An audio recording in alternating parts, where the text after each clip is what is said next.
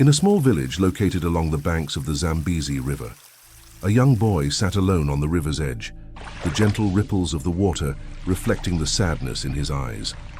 Unbeknownst to him, he had become the subject of intense observation by a mermaid scout whose mission was to seek out gifted children whose potential as healers shimmered like an ethereal aura. This elusive gift was bestowed upon only a select few. The mermaid scout had encountered many souls throughout her ventures, but none had radiated an energy as extraordinary as this boy. The sheer potency of his healing aura astounded her, leaving her captivated and determined to bring him into the mermaid world. As the distant sound of approaching voices reached the river's edge, the mermaid scout knew she had to act fast. Time was of the essence, for if the villagers discovered her presence, her chance to claim the gifted boy would be lost forever.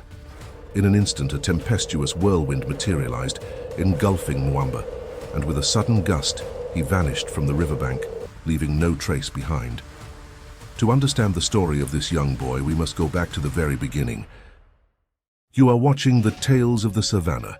Subscribe and be part of the tribe. Now let's get back to the story.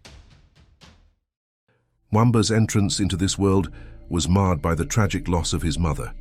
Whispers circulated among the villagers, claiming that he had been in such a hurry to come into this world that he had torn his mother from the inside. With his mother gone, Mwamba's father was left shattered, drowning in grief. Unable to bear the weight of his sorrow, he withdrew from his son, leaving Mwamba to be raised by his paternal grandparents. For 5 years they provided love and solace, nurturing him with tender care. But tragedy, it seemed, was destined to follow Mwamba. One fateful night, a ferocious fire erupted within the humble hut where his grandparents slept, consuming everything in its path. In the blink of an eye, Mwamba's world crumbled, and his young soul was orphaned once again. It was then that his estranged father, a traveling merchant, re-entered his life. But there was no warmth in his father's eyes, only resentment and bitterness. Mwamba became a burden to his father, subjected to unkindness and harsh words. The young boy's spirit withered under the weight of his father's scorn, his dreams tarnished by the harsh reality of his existence. Now, burdened by grief and hardship, Mwamba found himself standing on the riverbank. A decision formed in his heart like an unbreakable resolve. He would run away and make his own path. He believed that no one would look for him, that he would disappear into the vastness of the world, unnoticed and forgotten. As tears welled up in Mwamba's eyes, he felt an inexplicable shift in the air. A gust of wind enveloped him, lifting him off his feet, and he found himself hurtling towards the cool embrace of the river. Panicking, he fought against the water, struggling to keep himself afloat. But to his astonishment, he realized that he could breathe underwater, as if the liquid had transformed into a gentle embrace. Confused and bewildered, Mwamba tried to make sense of this surreal experience. Then the water around him shimmered, revealing the radiant form of the mermaid scout, the very one who had been watching him from afar. She smiled at him with compassion in her eyes, and in that moment, Mwamba felt an inexplicable peace fall over him. As Mwamba found himself submerged in the enchanting underwater world, the mermaid began to speak in an ancient language. To his astonishment, every word resonated within him, as if a forgotten knowledge had awakened. The mermaid sought to discern if he had loved ones on the surface, if anyone would shed tears for his disappearance. Aware of the legends passed down through generations, Mwamba knew the consequence of his loved ones shedding tears.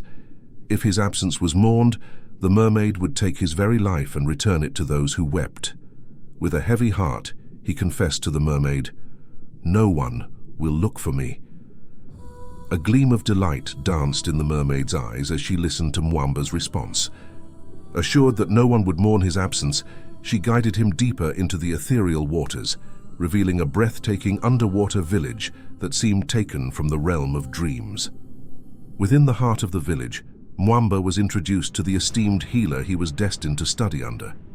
The healer's gaze fell upon Mwamba, and to his utter surprise, the mentor's eyes filled with admiration and praise, acknowledging the scout's discerning eye for talent. Mwamba's confusion mixed with a sense of pride as he realized that he had unknowingly impressed the esteemed healer. In the initial weeks of his training, Mwamba encountered cuisine unlike anything he had ever tasted before. Plates filled with worms and insects were presented before him, an unusual and challenging fare. However, with grace and determination, he consumed each morsel, fully immersing himself in this extraordinary experience. The training was arduous, and the mentor strict in his teachings. Time, as Mwamba soon discovered, flowed differently underwater, and he had to adapt to this new reality. Weeks turned into months, and months stretched into years. With each passing day, Mwamba gained the trust and respect of his mentor, proving himself as a worthy student of the healing arts. As his skills grew, Mwamba accompanied his mentor to the chambers of the Mer King, assisting in the healing rituals that would restore the monarch's health. This honor stirred disgruntlement among the other mermaids training to be healers, as they questioned the purpose of the human's presence in the king's chambers. Had the mentor forgotten the true purpose for the presence of humans in their realm? Memories of the past echoed within the hearts of the mermaids, reminding them of the ancient agreement that bound their two worlds together. Every 10 years, the village would willingly offer a boy or girl to the mermaid realm, a chosen one tasked with learning the secrets of herbs and their healing properties. The human child, with their nimble legs, would venture into the forest under the cover of night, delicately plucking the medicinal treasures that would aid the mermaid world. It was a symbiotic cycle, a harmonious exchange that ensured both realms thrived. But as the tides of time swept over the land and water, the memory of the treaty gradually faded away. Now the merfolk found themselves reduced to mere kidnappers. They harbored a deep resentment toward the tears shed by loved ones on the surface, for the anguish of their weeping tainted the waters, turning the water acidic until the stolen soul was returned. "They will have their soul back," the mermaid scouts would utter with a heavy heart, and a sorrowful sight would unfold as a boy's lifeless body would float upon the water's surface. However, as Mwamba's visits to the Mer King became more frequent, he forged a close friendship with the young prince of the river, whose name was Lulenga. They quickly became inseparable, their bond growing stronger with each passing day. Lulenga was captivated by Mwamba's tales of the outside world, and he yearned to learn more about the lands beyond the water's edge. However, time was a relentless force, and soon it was Mwamba's turn to return to the upper ground and fulfill his destiny as the greatest healer yet. The news struck Mwamba like a thunderbolt, and he couldn't fathom leaving this newfound home, even if it meant embracing his calling. With sadness in his eyes, he turned to Lulenga, hoping his friend could somehow change his fate. "You have to convince them to let me stay," he implored. "I am working on something revolutionary, something that will change the course of history." The prince's curiosity was piqued, his interest ignited by Mwamba's cryptic words. "Tell me," he urged, unable to contain his excitement. "I promise I won't tell anyone." Lowering his voice, Mwamba shared his secret, ensuring the prince's undivided attention. "It's a transformation elixir," he revealed. Confusion crossed Lulenga's face, urging Mwamba to elaborate. "Imagine," he continued, "if we never had to abduct another child. This elixir, if I get it right, will temporarily transform a mermaid into a human. They can venture to the surface, collect their own medicine, and return before the effect wears off." The prince's eyes widened, his intrigue growing by the moment. "How much time would it require?" he inquired eagerly, captivated by the possibilities this discovery held. "It will take time," Mwamba admitted, his gaze searching Lulenga's face. "Besides, I have no family to go back to. Please help me." Silence lingered for a moment as Lulenga contemplated the weight of Mwamba's request and the possible life-changing discovery. A smile slowly spread across Lulenga's face, revealing the glimmers of hope. "Okay," he declared. "I will try to convince my father." Lulenga's eyes burned with passion as he met his father's gaze, refusing to back down. "But father," he pleaded, "Mwamba belongs here. He's become like family to me, and his knowledge and skills are unmatched. Please, reconsider." "Lulenga, you are stubborn," his father shouted, frustrated. "Things work a certain way for a reason. Mwamba is a capable healer, and I'm sure the humans will be happy to have him back." The king's face softened as he looked upon his son, sensing the depth of Lulenga's earnestness. "If you insist, so be it," he sighed, acknowledging the passion in Lulenga's plea. "You will be the king soon," he said, his voice trembling with a hint of paternal pride and a loud cough interrupting his words. A wave of both joy and concern washed over Lulenga as he knew his father's health was ailing. Still, the news of his father's decision brought immense joy to Mwamba's heart. He would remain within the underwater realm as the personal physician to the prince, a position of great trust and honor. As the days passed, Mwamba immersed himself in his duties, tending to the health of the merfolk and working diligently on perfecting the transformation elixir. He had found his purpose, his heart bound to the river and the compassionate prince who had fought for his place in this world. "How many more times do I need to take this poison?" Lulenga grumbled, his voice filled with frustration. "Last time, you almost turned me into a frog. Can't you make it taste sweeter at least?" Mwamba stifled a laugh, fully aware of the trials and tribulations Lulenga had endured over the past few years. Whenever Mwamba believed he had made a breakthrough in perfecting the transformation elixir, he would call upon his friend for testing. Each attempt brought them closer to success, but it had come at the cost of Lulenga's taste buds and general well-being. "We're almost there," Mwamba assured him, his eyes gleaming with hope. "Then we can work on eliminating the awful smell and taste," he said, suppressing laughter. As the weeks passed, the weight of impending loss hung heavily over the underwater kingdom.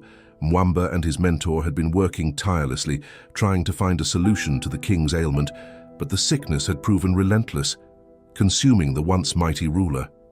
Now, as Lulenga stood by his father's bedside, he could feel the fading heartbeat and the somber words of the attending elders echoing in his ears, confirming the inevitable demise. As the attending elders paid their respects, Lulenga excused himself, sensing the urgency of Mwamba's arrival. Together, they swiftly made their way to the familiar banks of the river, their sacred testing ground.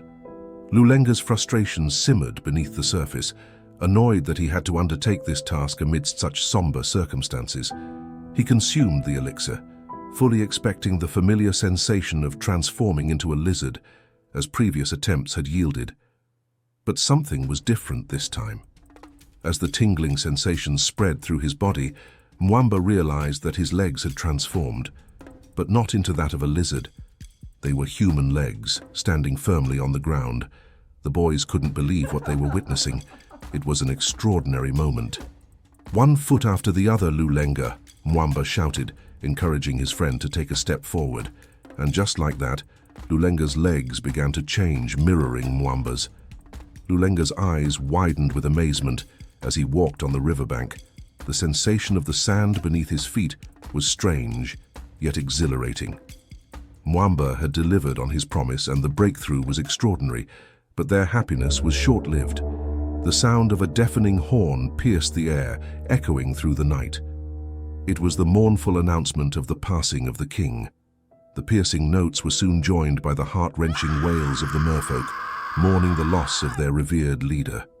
The world they had known was changing, and with it, they would be tasked with shaping the future. They stood by the river's edge, a boy turned traditional healer and a merman turned human, both burdened with grief, their destinies intertwined in ways they could not yet fathom. This next story, set years later, finds Lulenga as king, with his loyal friend Mwamba as his trusted advisor. But this tale belongs to Kapo, Lulenga's daughter, who navigates her way into the human world. Let's begin. Kapo lay on the ground, staring up at the huge tree towering over her. It stood quietly, watching all the chaos that had just happened. She had nowhere to hide, and everyone was staring at her. The word Njuzu, which means mermaid in the local language, echoed through the busy marketplace.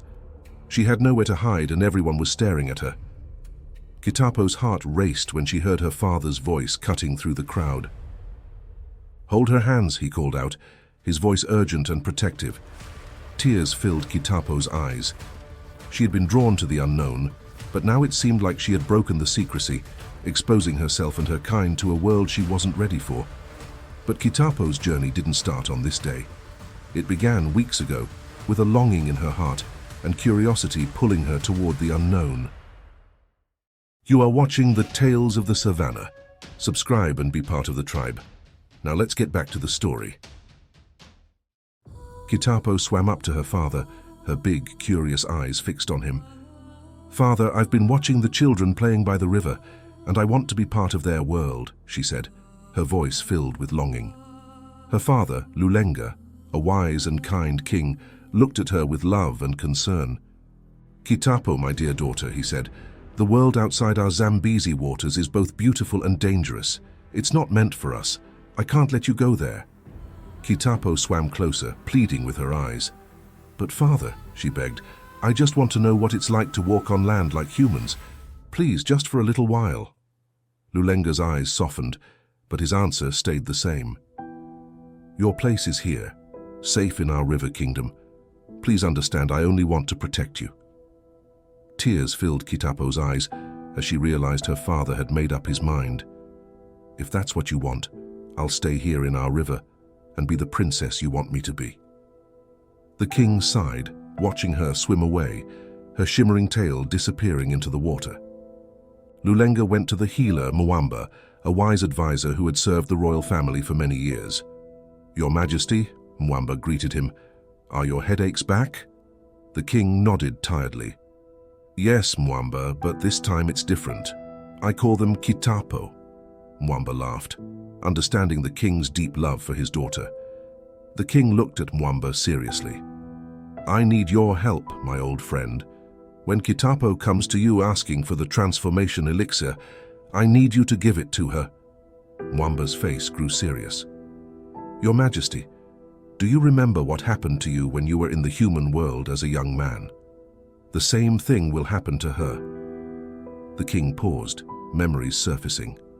"I remember," he said quietly, "but some lessons can only be learned through experience." Mwamba nodded, understanding the king's words. "I'll do as you ask, Your Majesty."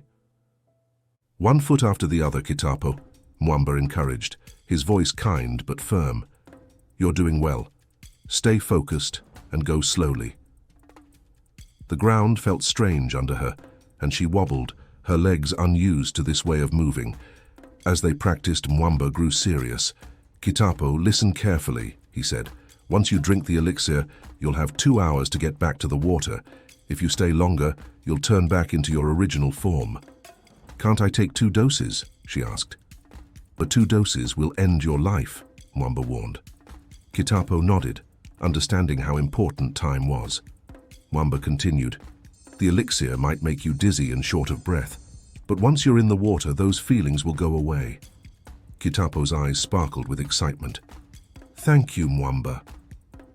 Later, as the 2-hour limit approached, Mwamba grew worried. He was about to go looking for her when he heard a splash nearby.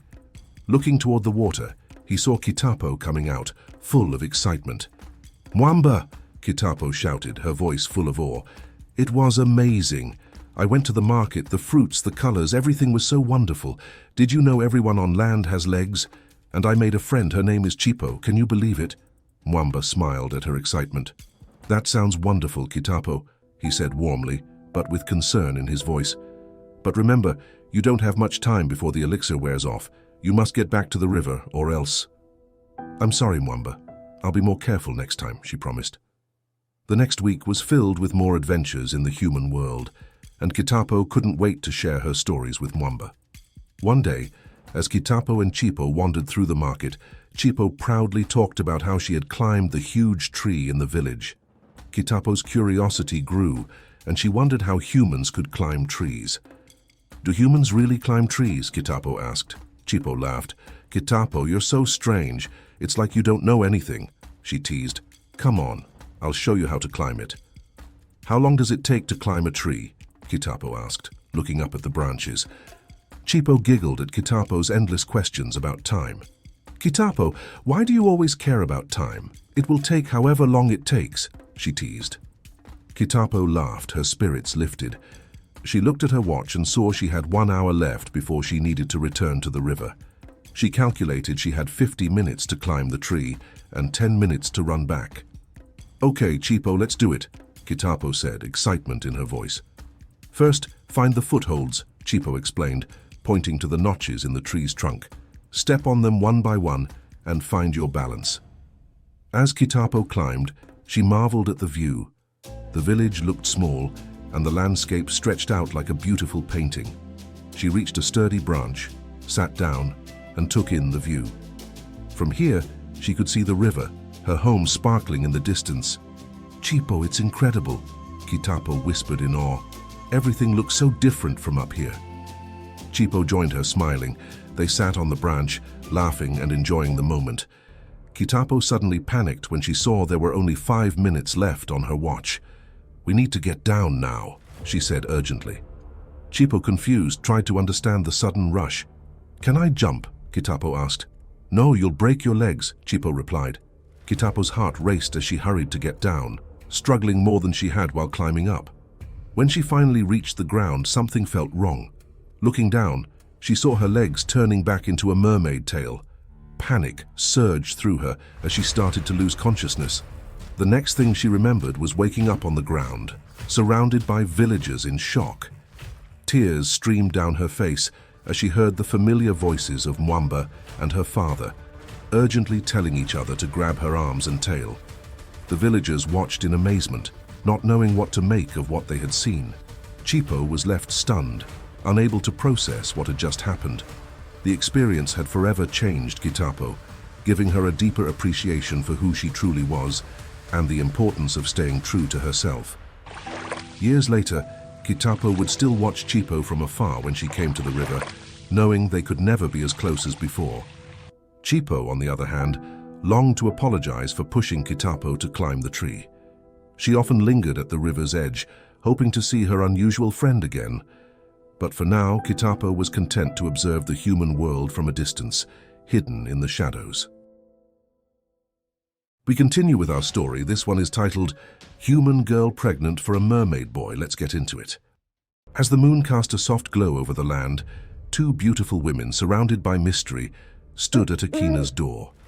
Their bright green eyes held deep secrets. They spoke quietly, their words flowing with a strange, almost magical energy that seemed to fill the air around them. She had never seen them before. She felt afraid, but the pain had overtaken her body.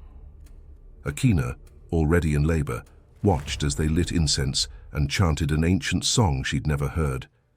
The scent made her feel dizzy, and suddenly, a baby's cry filled the room. Lulenga, once warm and caring, avoided Akina's eyes. The midwives completed their rituals in silence, leaving Akina confused and seeking answers. Lulenga, now distant, commanded Mwamba to take the baby. Akina pleaded, "Lulenga, please give me my baby back," but he couldn't bring himself to meet her gaze. To understand this heartbreaking moment, we need to rewind to the very morning Lulenga and Akina first met. You are watching the Tales of the Savannah. Subscribe and be part of the tribe. Now let's get back to the story. It was a beautiful morning as Akina approached the river, the sun casting a warm golden glow on the water. The rhythmic flow of the river and distant voices piqued her curiosity. She quickened her pace, wanting to discover who was at the river. As she reached the riverbank, she noticed 2 young men, seemingly startled by her sudden appearance. Akina couldn't help but be amused by their reaction. "You boys are herding cattle so early in the morning?" she asked with a light-hearted tone. Lulenga, almost in a stutter, replied, "Yes." His friend Mwamba let out a nervous cough, a habit that seemed to manifest whenever he felt stressed. "Well, you boys shouldn't play close to the river this early. This river is home to mermaids, and they might capture you," Akina warned playfully. Mwamba coughed again, this time even more violently. Lulenga, quick on his feet, cut in. "Forgive us. We haven't introduced ourselves. I'm Lulenga, and this is Mwamba, my dear friend who is nursing a terrible cough at the moment." Mwamba squinted his eyes in understanding. Lulenga was throwing him under the bus. Lulenga continued, "And who might you be, beautiful young lady?" Akina felt her cheeks burn at the compliment. "Akina," she said, extending her hand. Lulenga, momentarily puzzled, left her hand hanging, but Mwamba swiftly stepped in to shake it. Lulenga, following suit, awkwardly shook Akina's hand, experiencing his first human contact. Mwamba chuckled. "That's enough, Lulenga. You only shake 3 times at most. 20 times is an overkill, my friend." Laughter erupted from both Akina and Mwamba. When Akina arrived home, she was met by her husband, Jinda, a stern and aged figure of about 65 years. His eyes narrowed as he asked, "Where have you been all morning?" Stammering nervously, Akina replied, "Just at the river, my husband." She knew all too well that revealing her encounter with the young men by the river could spell trouble. Jinda, having married her when she was a mere 10 years old, held a tight grip on her life. The circumstances of Akina's marriage were grim. One day she had been ushered into a room and told that this older man, Jinda, was now her husband. Her father had received a cow and some grain in exchange for her. Though Akina protested, her mother silenced her, reminding her of the family's survival. Jinda, now a recent widower, had become husband to Akina, who took on the responsibility of caring for his teenage sons and daughters. Akina, a workhorse for the family, blossomed into a beautiful young lady under Jinda's watchful gaze. Jinda's overprotectiveness stifled Akina's spirit. Young men would come to the door seeking her hand in marriage, assuming her to be Jinda's daughter or granddaughter. Jinda despised the attention she garnered, resenting her ability to shine despite her oppressive circumstances. Akina loved to dance, finding solace in the rhythm of the drums, a forbidden joy that led to public humiliation. Jinda would slap her in front of everyone, barring her from any festivities. Yet this morning, Akina felt alive. The visit to the river and the encounter with the strange duo provided a glimpse of a world untainted by her oppressive reality. As the memories replayed in her mind, a rare smile spread across Akina's face. The following morning, Akina, eager to see her newfound friends, arrived at the river even earlier than usual. Despite half expecting not to find the boys, there they were, seemingly emerging from the river. She dismissed any questions she had, not wanting to risk repelling her new companions. Stretching out her hand to greet Lulenga, he promptly took her hand and concentrated on shaking it 3 times. Laughter echoed along the riverbank as Mwamba, Akina and Lulenga shared a moment of joy. From that day forward, Akina made it a habit to arrive at the river earlier, each encounter with the duo extending the fleeting moments of joy in her challenging life. A subtle love began to bloom between Akina and Lulenga, becoming her first love and a source of solace. Amidst her time constraints and the allure of newfound love, Akina failed to notice the subtle red flags displayed by the two friends. Months passed. Lulenga and Akina's love deepened, but Akina's energy began to wane. Fatigue gripped her, and even the mere smell of food nauseated her. Recognizing the signs, Jinda, observant and familiar, urged Akina to seek the counsel of Mami, the village healer known for her mystical abilities. Upon arriving at Mami's humble dwelling, the wise woman cut straight to the revelation. "Akina, you are pregnant." Her eyes widened in shock, knowing the father was not Jinda. Overwhelmed by sorrow, Akina confessed the truth, fearing the consequences if Jinda were to discover the betrayal. Seeing Akina's distress, Mami offered to examine the unborn child, discovering an unusual vitality within. "This baby," Mami exclaimed, "is like no other. Its life force is extraordinary. It's already swimming in your belly like a fish." Tears streamed down Akina's face. Mami, aware of Jinda's character, did her best to console the young woman. Unbeknownst to Akina, Nia had been silently present in the room, observing the consultation. When Akina finally saw the little girl, she was disappointed at having divulged her secrets in front of a child. But Mama Nia explained, "Nia is my apprentice. She sits in on all my consultations, learning and observing." Akina nodded silently, unaware that from a very tender age, Nia had started recording the secrets of the village in her little book. Dear viewer, I will tell you Nia's story and her little book of secrets later. Let's continue with this story. Upon hearing the revelation that he had fathered a child, Lulenga couldn't contain his delight. The two boys retreated back into the water, where Mwamba couldn't hold back his concern. "Are you crazy?" Mwamba inquired, bewildered by Lulenga's nonchalance.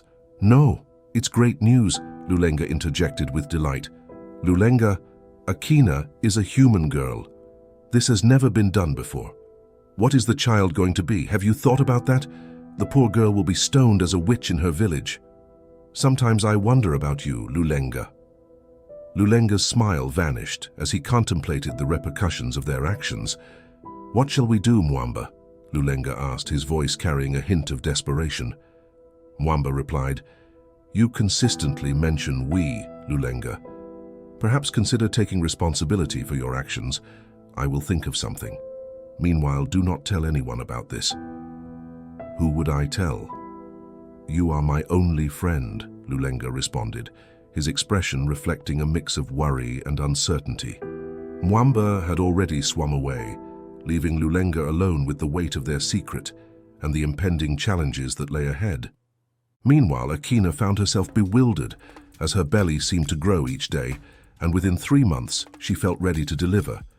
Jinda dismissed her concerns, laughing and reminding her that it takes 9 months to give birth. With a callous wave, he departed for a beer festival, leaving Akina to grapple with her mounting anxieties. Mama Nia, the only source of solace, agreed with Akina, acknowledging that the imminent delivery seemed unusually swift. During Jinda's absence, Mwamba, ever the mastermind, reassured Akina not to worry. They would bring their own midwives, and everything would be fine. The day of delivery arrived. The night was quiet, and even the nocturnal creatures seemed to hold their breath in anticipation. Swift and silent, Lulenga and Mwamba arrived, accompanied by 2 enchanting midwives. In the midst of this surreal atmosphere, the cries of an infant pierced the night. The midwives, with swift movements, prepared the child and placed it in Lulenga's arms. A hushed meeting followed. "Show me the baby, Lulenga," Akina requested, sensing something was amiss. After asking repeatedly, she began to plead, "Please, Lulenga, show me my baby." The incense made her drowsy, but she fought to stay awake for her child. "Hurry, Mwamba, take her to the water so she can breathe," Lulenga instructed. Akina, now hysterical, lifted her head, swearing she had seen a fish in her disoriented vision, but Mwamba was gone. "Calm down, Akina," Lulenga murmured in soothing tones. "This is for the best. Please do not look for us. Go to sleep, my love." The sedative properties of the incense eventually lulled Akina into a troubled sleep. Years had gone by over Akina's memories, and she had convinced herself that the haunting events of the past were nothing more than an elusive dream. Jinda, her former husband, had passed away not long after the incident, and she had since married the love of her life, Jabali. On a seemingly ordinary day, Akina sent her daughter, Chipo, to the market, expecting her return within the customary time frame. However, as time wore on and Chipo failed to return, a quiet unease settled in Akina's heart. Approaching the bustling market, she noticed a growing commotion. Perhaps, she thought, this explained Chipo's delay. Determined, she pressed her way through the sea of people. Suddenly, a tall figure caught her eye. She whispered beneath her breath, "Mwamba?" And then, there he was, Lulenga. A shockwave surged through her, and her feet gave way beneath her. "Mum! Mum! Please wake up!" Chipo's desperate voice called out as she tried to rouse her unconscious mother. The marketplace, oblivious to the echoes of a past that had returned with chilling clarity, continued its chaotic rhythm while Akina's world crumbled around her.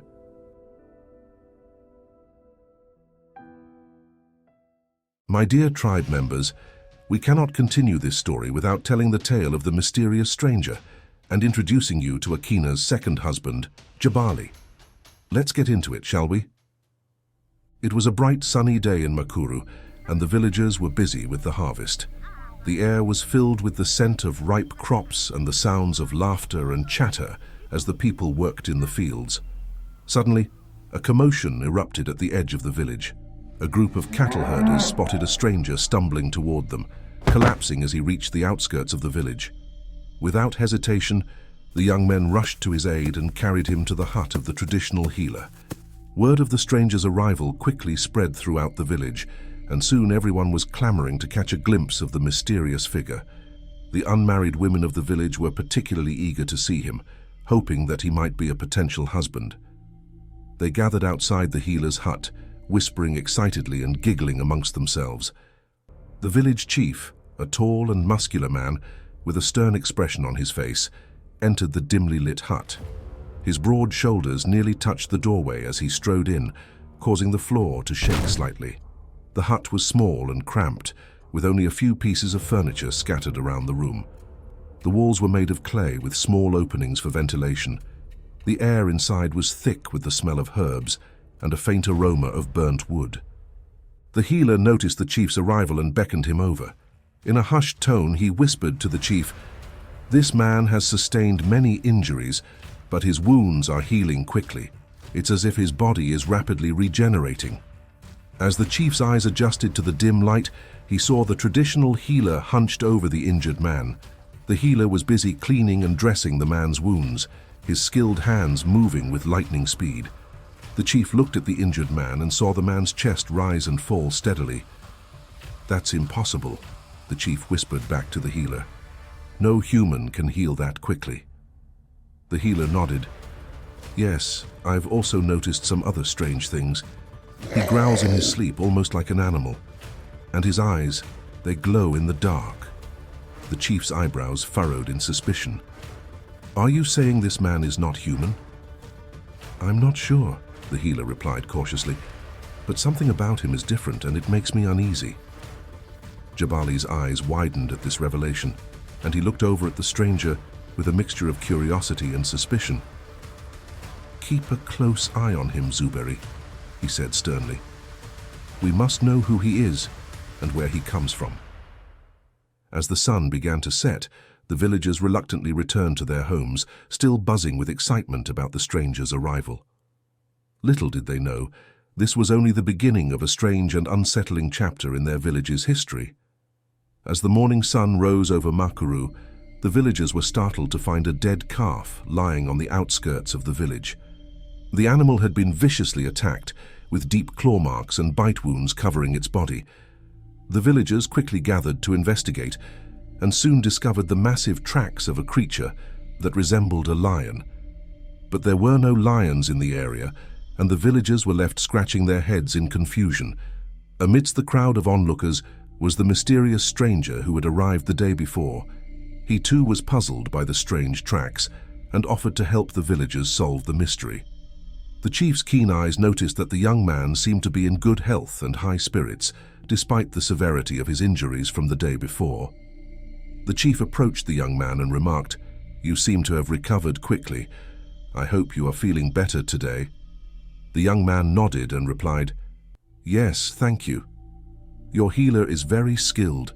The chief nodded in agreement before asking, "And what of your origins? Who are you and where do you come from?" The stranger looked up and met his gaze. "I am Parker," he said simply. "Parker," the chief repeated, his eyebrows raised in surprise. "I have not heard of that name before. Where do you come from?" Parker hesitated for a moment, as if considering his response. "I come from many places," he finally said, a cryptic smile playing at the corners of his lips. "I am a traveler. I wander where the wind takes me." The chief nodded, then paused for a moment before continuing. "I couldn't help but notice your interest in the lion tracks," he said. "Do you have any theories about where they may have come from?" Parker shrugged. "I have seen many strange things in my travels," he said, "but these tracks are unlike anything I have seen before. Perhaps it is a creature from a distant land, or a spirit that has taken the form of a lion. Who can say?" The chief was intrigued by Parker's mysterious response, but he knew better than to push further. The chief decided to keep a close eye on the stranger, hoping to uncover the truth behind his sudden arrival. As the villagers investigated the calf's death, they couldn't help but feel worried about the presence of a predator. However, their concerns were somewhat overshadowed by the excitement of the upcoming festival of first fruits. This was one of the biggest yearly celebrations of the village, where they thanked their ancestors and the gods for the successful harvest. The entire village was bustling with activity, preparing for the festivities. The women were busy cooking, the men were setting up decorations, and the children were running around playing games. The air was filled with the delicious aroma of roasted meat and various dishes made from the freshly harvested fruits and vegetables. As the night fell, the village came alive with music and dancing. Paka, who had quickly become the center of attention with his wild stories, was entertaining the crowds. The villagers were completely engrossed in his tales of adventure and mischief. Paka was a mysterious young man with a lean, muscular build and piercing eyes that seemed to hold untold secrets. His skin was dark and taut, suggesting a life spent outdoors under the hot sun. He moved with a fluid, almost feline grace, and his footsteps were almost completely silent, suggesting a high level of skill and stealth. His hair was long and black, with a wildness that matched the untamed wilderness around him. Despite his youth, there was an air of wisdom and experience about him, as if he had lived many lives in a short span of time. His clothing was simple, yet well-worn, suggesting that he has spent much of his life on the move. Paka was a fascinating and intriguing figure, with an aura of mystery and danger that was both alluring and intimidating. Meanwhile, Jabali, the village chief, couldn't help but notice that Paka was not eating any of the food that was being offered to him. However, his wife Akina was completely taken by Paka's charm and was more interested in hearing more of his stories. As he watched, Jabali's eyes fell on his wife, Akina, who was also watching Paka with keen interest. He knew his wife had always been taken by the charms of younger men, and he couldn't help but feel a pang of jealousy. "Come with me, Akina," Jabali said, taking his wife's hand and leading her away from the crowds. "What is it, Jabali?" Akina asked, her eyes still fixed on Paka. "I see the way you look at him," Jabali said, his voice low and serious. "But be careful, my dear. There is something not right about that young man." "What do you mean?" Akina asked, her brow furrowing in confusion. "He doesn't eat like the rest of us," Jabali said, "and yet he drinks an alarming amount of palm wine. It's as if he's trying to hide something." Akina's expression softened. "Jabali, my love, you worry too much. Paka is just a young man passing through. There is no need to be suspicious of him." Jabali sighed, knowing his wife was stubborn and would not be easily convinced. He turned to look at her, taking in her beauty. Akina was a striking woman, with high cheekbones and full lips. Her hair was braided in intricate patterns, and her colorful clothing hugged her curves in all the right places. She was the envy of many women in the village, and Jabali knew he was the luckiest man of all to have her as his wife. "Perhaps you're right, my dear," Jabali said with a small smile. "But promise me you'll be careful around him. There's something about Paka that doesn't sit right with me." "I promise," Akina said, laying a hand on her husband's arm. "But for now, let us enjoy the festivities. It's a time for celebration, after all." Jabali nodded, squeezing his wife's hand before leading her back to the crowds. But even as he danced and sang with the villagers, a sense of unease lingered in his heart. He couldn't shake the feeling that something was not right about this stranger in their midst. As the villagers made their way back to their homes in the early hours of the morning, a blood-curdling scream pierced the night air. They quickly rushed toward the direction of the sound, their hearts pounding with fear. Jabali and Akina were among the first to arrive at the scene of the commotion. They found a woman wailing and rocking back and forth, her two goats lying dead at her feet. The unmistakable tracks of the lion-like creature were all around. Panic spread quickly through the village. The villagers had never seen anything like this before, and they didn't know what to do. Jabali gathered the village elders together, and they began to discuss a plan of action. "We must set traps," one elder suggested. "But how do we know what we're dealing with?" Another countered. "We know what we saw," Jabali said, his voice steady despite the fear he felt inside. "It's a lion or something like it, and we must do whatever it takes to protect our people." The elders agreed, and the villagers set to work, setting traps and fortifying their homes. But despite their efforts, the creature continued to strike, leaving a trail of destruction and fear in its wake. Meanwhile, Jabali couldn't help but feel irritated by the growing popularity of Paka. Everywhere he went, people fawned over him and listened to his every word. Even the other hunters seemed to defer to his opinions on how to capture the beast. As the days went by, Paka's fame only grew. He was hailed as a hero for his efforts to protect the village from the mysterious predator, and even the women who had once been wary of him now fawned over him. Jabali couldn't escape the constant chatter about Paka, even in his own home. His wife, Akina, was particularly taken with Paka, and Jabali found himself feeling a mixture of envy and resentment toward the young man. The night was quiet, with only the distant sound of crickets and the occasional rustle of leaves breaking the silence. The moon was just a sliver in the sky, casting a dim light over the village. The chief, hidden in the shadows, watched with anticipation as Paka moved stealthily from one hut to another, checking each one with great care before moving on. The chief had suspected that there was something unusual about this young man, and now he was finally starting to uncover the truth. As he observed Paka's skill and resourcefulness, the chief couldn't help but feel a sense of vindication. Knowing that his suspicions had been justified, he hoped that tonight would reveal all he needed to know about this mysterious stranger. As Paka approached his neighbor's cattle kraal, the chief's heart quickened with excitement. He had a feeling that he was about to witness something extraordinary, and he was not disappointed. Paka moved with effortless grace, as if he had done this 1,000 times before. He swiftly opened the gate to the kraal and herded one of the cows out, leading it away into the darkness. The chief watched in fascination as Paka disappeared into the night, the stolen cow trailing obediently behind him. He felt a surge of admiration for the young man's courage and ingenuity, and a twinge of envy for his youth and vitality. As Paka led the cow further into the forest, the chief struggled to keep up with him. But despite his old age and weary body, he was determined to see where Paka was taking the cow.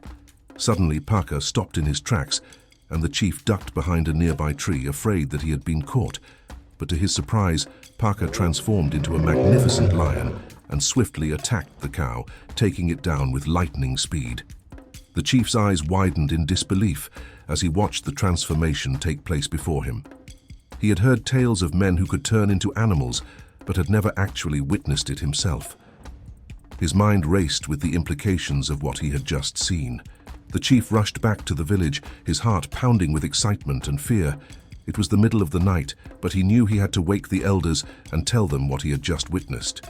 As he entered the village, he called out to the elders, urging them to gather quickly in the meeting place. Within moments, the elders had assembled, curious to know what was so urgent. "What is the meaning of this, Jabali?" one of the elders demanded. "Why have you disturbed our rest in the middle of the night?" "I have just witnessed something extraordinary," Jabali replied breathlessly. "It concerns the stranger who arrived in our village." The other elders looked at each other in confusion, wondering what could have happened.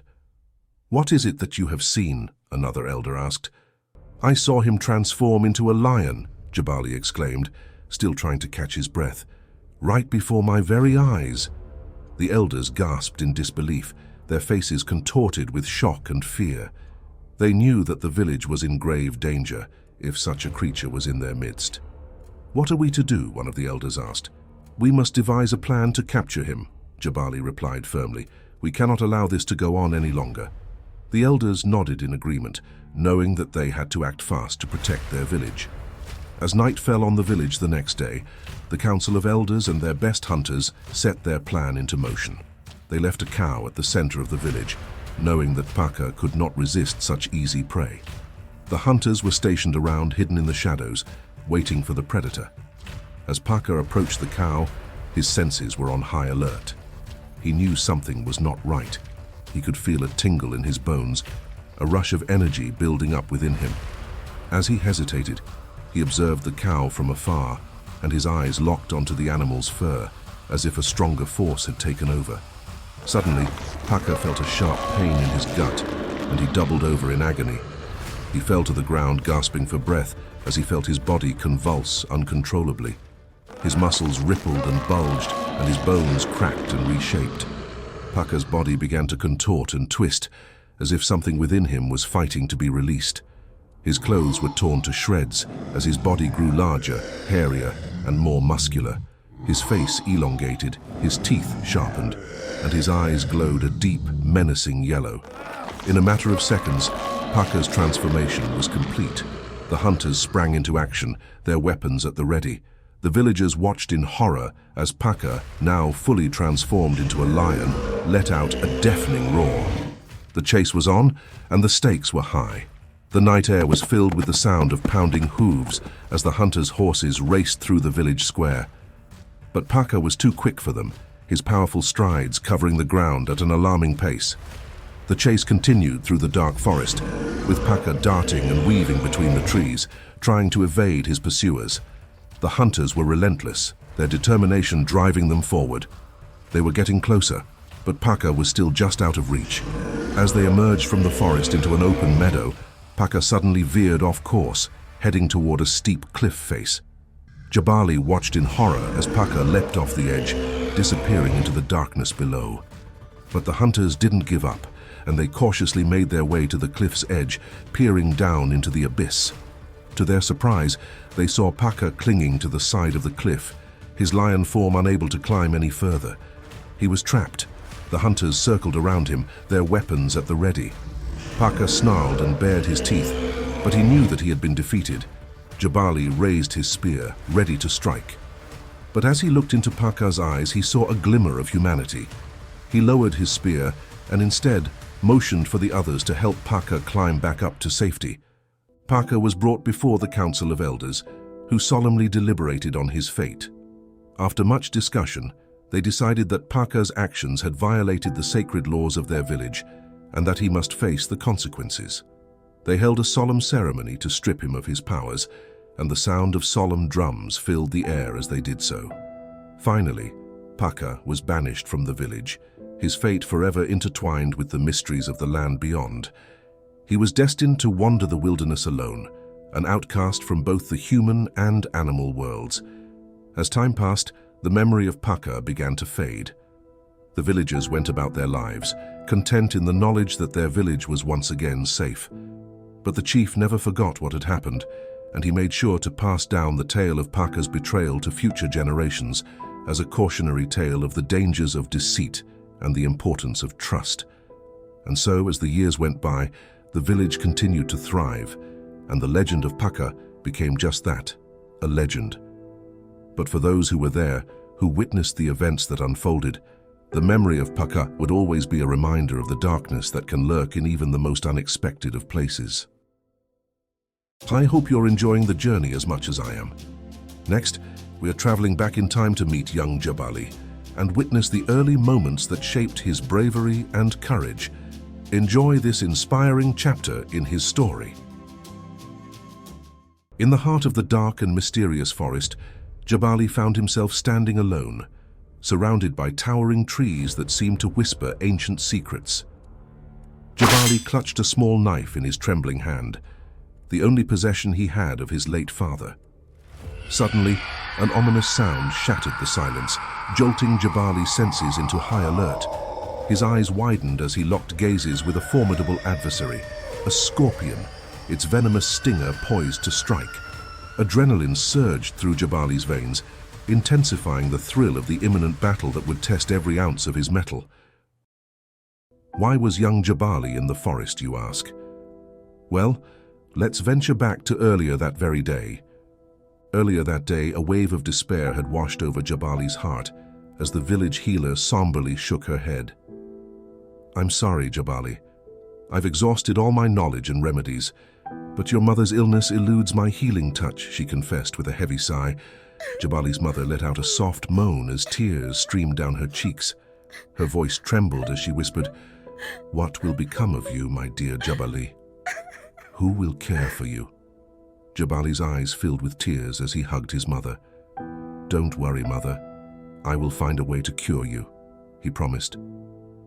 Ever since Jabali's father had passed away, a profound sense of responsibility had weighed heavily upon his young shoulders. He couldn't bear to witness his mother's suffering, and he knew deep within his heart that he had to become the beacon of hope that she desperately needed. Just then, the village healer spoke up. "There is one more thing we can try, Jabali. There is a rare herb that grows deep in the forest. It has the power to cure any illness. But be warned, the forest is dangerous. Many have gone in and never returned, she cautioned. Jabali's heart pounded in his chest. I will go, healer. Please tell me what I need to do, he said, his voice determined. Jabali's mother looked at him, her eyes wide with fear. No, Jabali, it's too dangerous. I cannot bear to lose you too, she cried. Jabali took her hand, his eyes shining with tears. I love you, mother. I cannot bear to see you suffer. I will go and find the herb. I promise to return, he said, before turning to the healer. Please tell me what I need to do. The healer gave Jabali a small pouch and whispered, Inside this pouch is a map that will lead you to the herb. But be careful, Jabali. The forest is full of dangers, and there are creatures lurking in the shadows that would like nothing more than to take your life. Jabali nodded. He hugged his mother tightly and said goodbye before setting out on foot towards the forest. As he walked deeper into the forest, the air grew thick with the scent of damp earth and decaying leaves. The trees grew taller and the shadows grew darker. Every sound made Jabali jump, but he pressed on, driven by his love for his mother. Suddenly, Jabali heard a rustling in the bushes. He froze, holding his breath, and watched as a large scorpion emerged from the undergrowth. Its tail was raised high, ready to strike. He knew that scorpions were deadly, and their sting could end a person within hours. With a swift motion, Jabali lunged forward, his small knife glinting in the moonlight.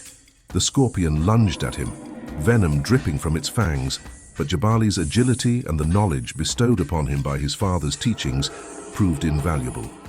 He dodged the creature's lethal strikes, his heart pounding with each narrow escape. Gritting his teeth, Jabali struck back with unwavering determination. The scorpion, relentless in its aggression, fought back with fury. Jabali could feel the sting of its venomous tail brushing against his skin, a chilling reminder of the stakes at hand. But he refused to yield. With a final surge of courage, Jabali delivered a decisive blow, piercing the scorpion's defenses and striking a mortal blow. The creature writhed in pain, its formidable presence now diminished.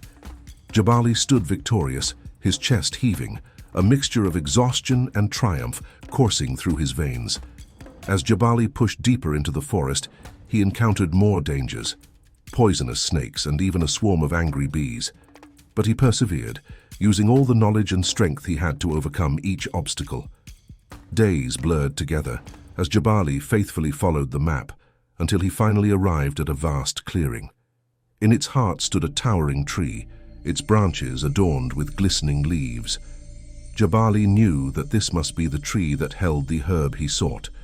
He approached the tree and saw that the herb grew high up in the branches, out of his reach. Jabali desperately attempted to scale the towering tree, his hands grasping at the slippery bark. Time and again he valiantly tried, only to meet failure and crash to the ground with a resounding thud. It seemed as though an invisible barrier thwarted his every effort, denying him access to the precious leaves above. With a heavy heart, Jabali realized that he had failed his mission. He sat down at the base of the tree and wept, his tears soaking into the soil. Suddenly he felt a small hand on his shoulder. He looked up to see a wise old woman standing beside him, a gentle smile on her face. "Why do you weep, young one?" she asked. Jabali explained his situation, telling her about his mother's illness and his quest for the herb. The old woman listened patiently, and then she said, "I can help you, but you must trust me." Jabali nodded, and the old woman reached into her pocket and pulled out a small silver flute. She played a haunting melody, and as she did, the tree began to shake and tremble. Jabali watched in amazement as the branches of the tree began to lower until the herb was within his grasp. He plucked it carefully, and the old woman smiled. "You have done well, young one. You have proven your love and your courage. Take this herb and use it to heal your mother. And remember, love is the greatest healer of all." With those words, the old woman disappeared into the forest. Jabali held the herb tightly, feeling a sense of peace wash over him. The old woman was a formidable guardian of the forest and protector of the tree itself. Legends whispered that these delicate leaves possessed the power to bring forth both good and evil. and it was said that many had met their fates at the hands of the guardian who protected them. Unbeknownst to him, the very spot where Jabali stood had witnessed the fall of those who dared to trespass upon the guardian's domain, their ambitions met with dire consequences. Jabali returned to the village, and the healer used the herb to brew a powerful potion that cured Jabali's mother of her illness. Jabali's mother looked at him with gratitude and love in her eyes, though she had grown weaker in the time he was away. As the days passed, Jabali's mother grew stronger and healthier, and Jabali felt a sense of joy and gratitude every time he looked at her. Many years later, Jabali became the chief of Makuru village, respected by all for his bravery and kindness. And that, my dear tribe members, is the story of young Jabali. Do you remember little Nia from Akina's story and her book of secrets? Well, she is all grown up now, and I'm finally ready to tell you that tale. That story is coming up next. Let's dive in. Nia stood amidst the lively crowd, surrounded by the joyous celebration of the bumper harvest. The sweet smell of palm wine filled the air as villagers laughed and danced, their spirits lifted by the abundance of the season. Yet in the midst of the celebration, Nia's heart ached with bitterness, and tears welled up in her eyes. For she knew that despite being a part of this village, she would forever remain an outsider. Nia's hands trembled as she clutched the little book tightly in her hand. Its weathered pages bore the weight of the village's deepest and darkest secrets, hidden within its creases and ink-stained lines. She approached the drum beater, whose rhythmic beats had been the life of the celebration, and asked him to halt the music. The crowd hushed in disappointment, their expressions shifting from joy to confusion at the sudden silence. All eyes turned toward Nia, curiosity plastered on their faces, wondering what could possibly drive her to disrupt the festivities. Nia's mother had passed away. One fateful day, while gathering firewood deep in the forest, a black mamba struck her, delivering a venomous bite that ended her life, leaving Nia an orphan at a tender age.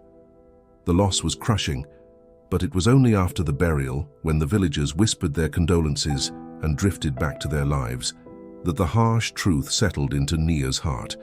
She was truly alone in this world. No one would offer her kindness without expecting something in return. There was no one left to shelter her from life's cruelty, no one to carry her burdens. She would have to fend for herself, and the weight of that realization felt like a stone pressing against her chest.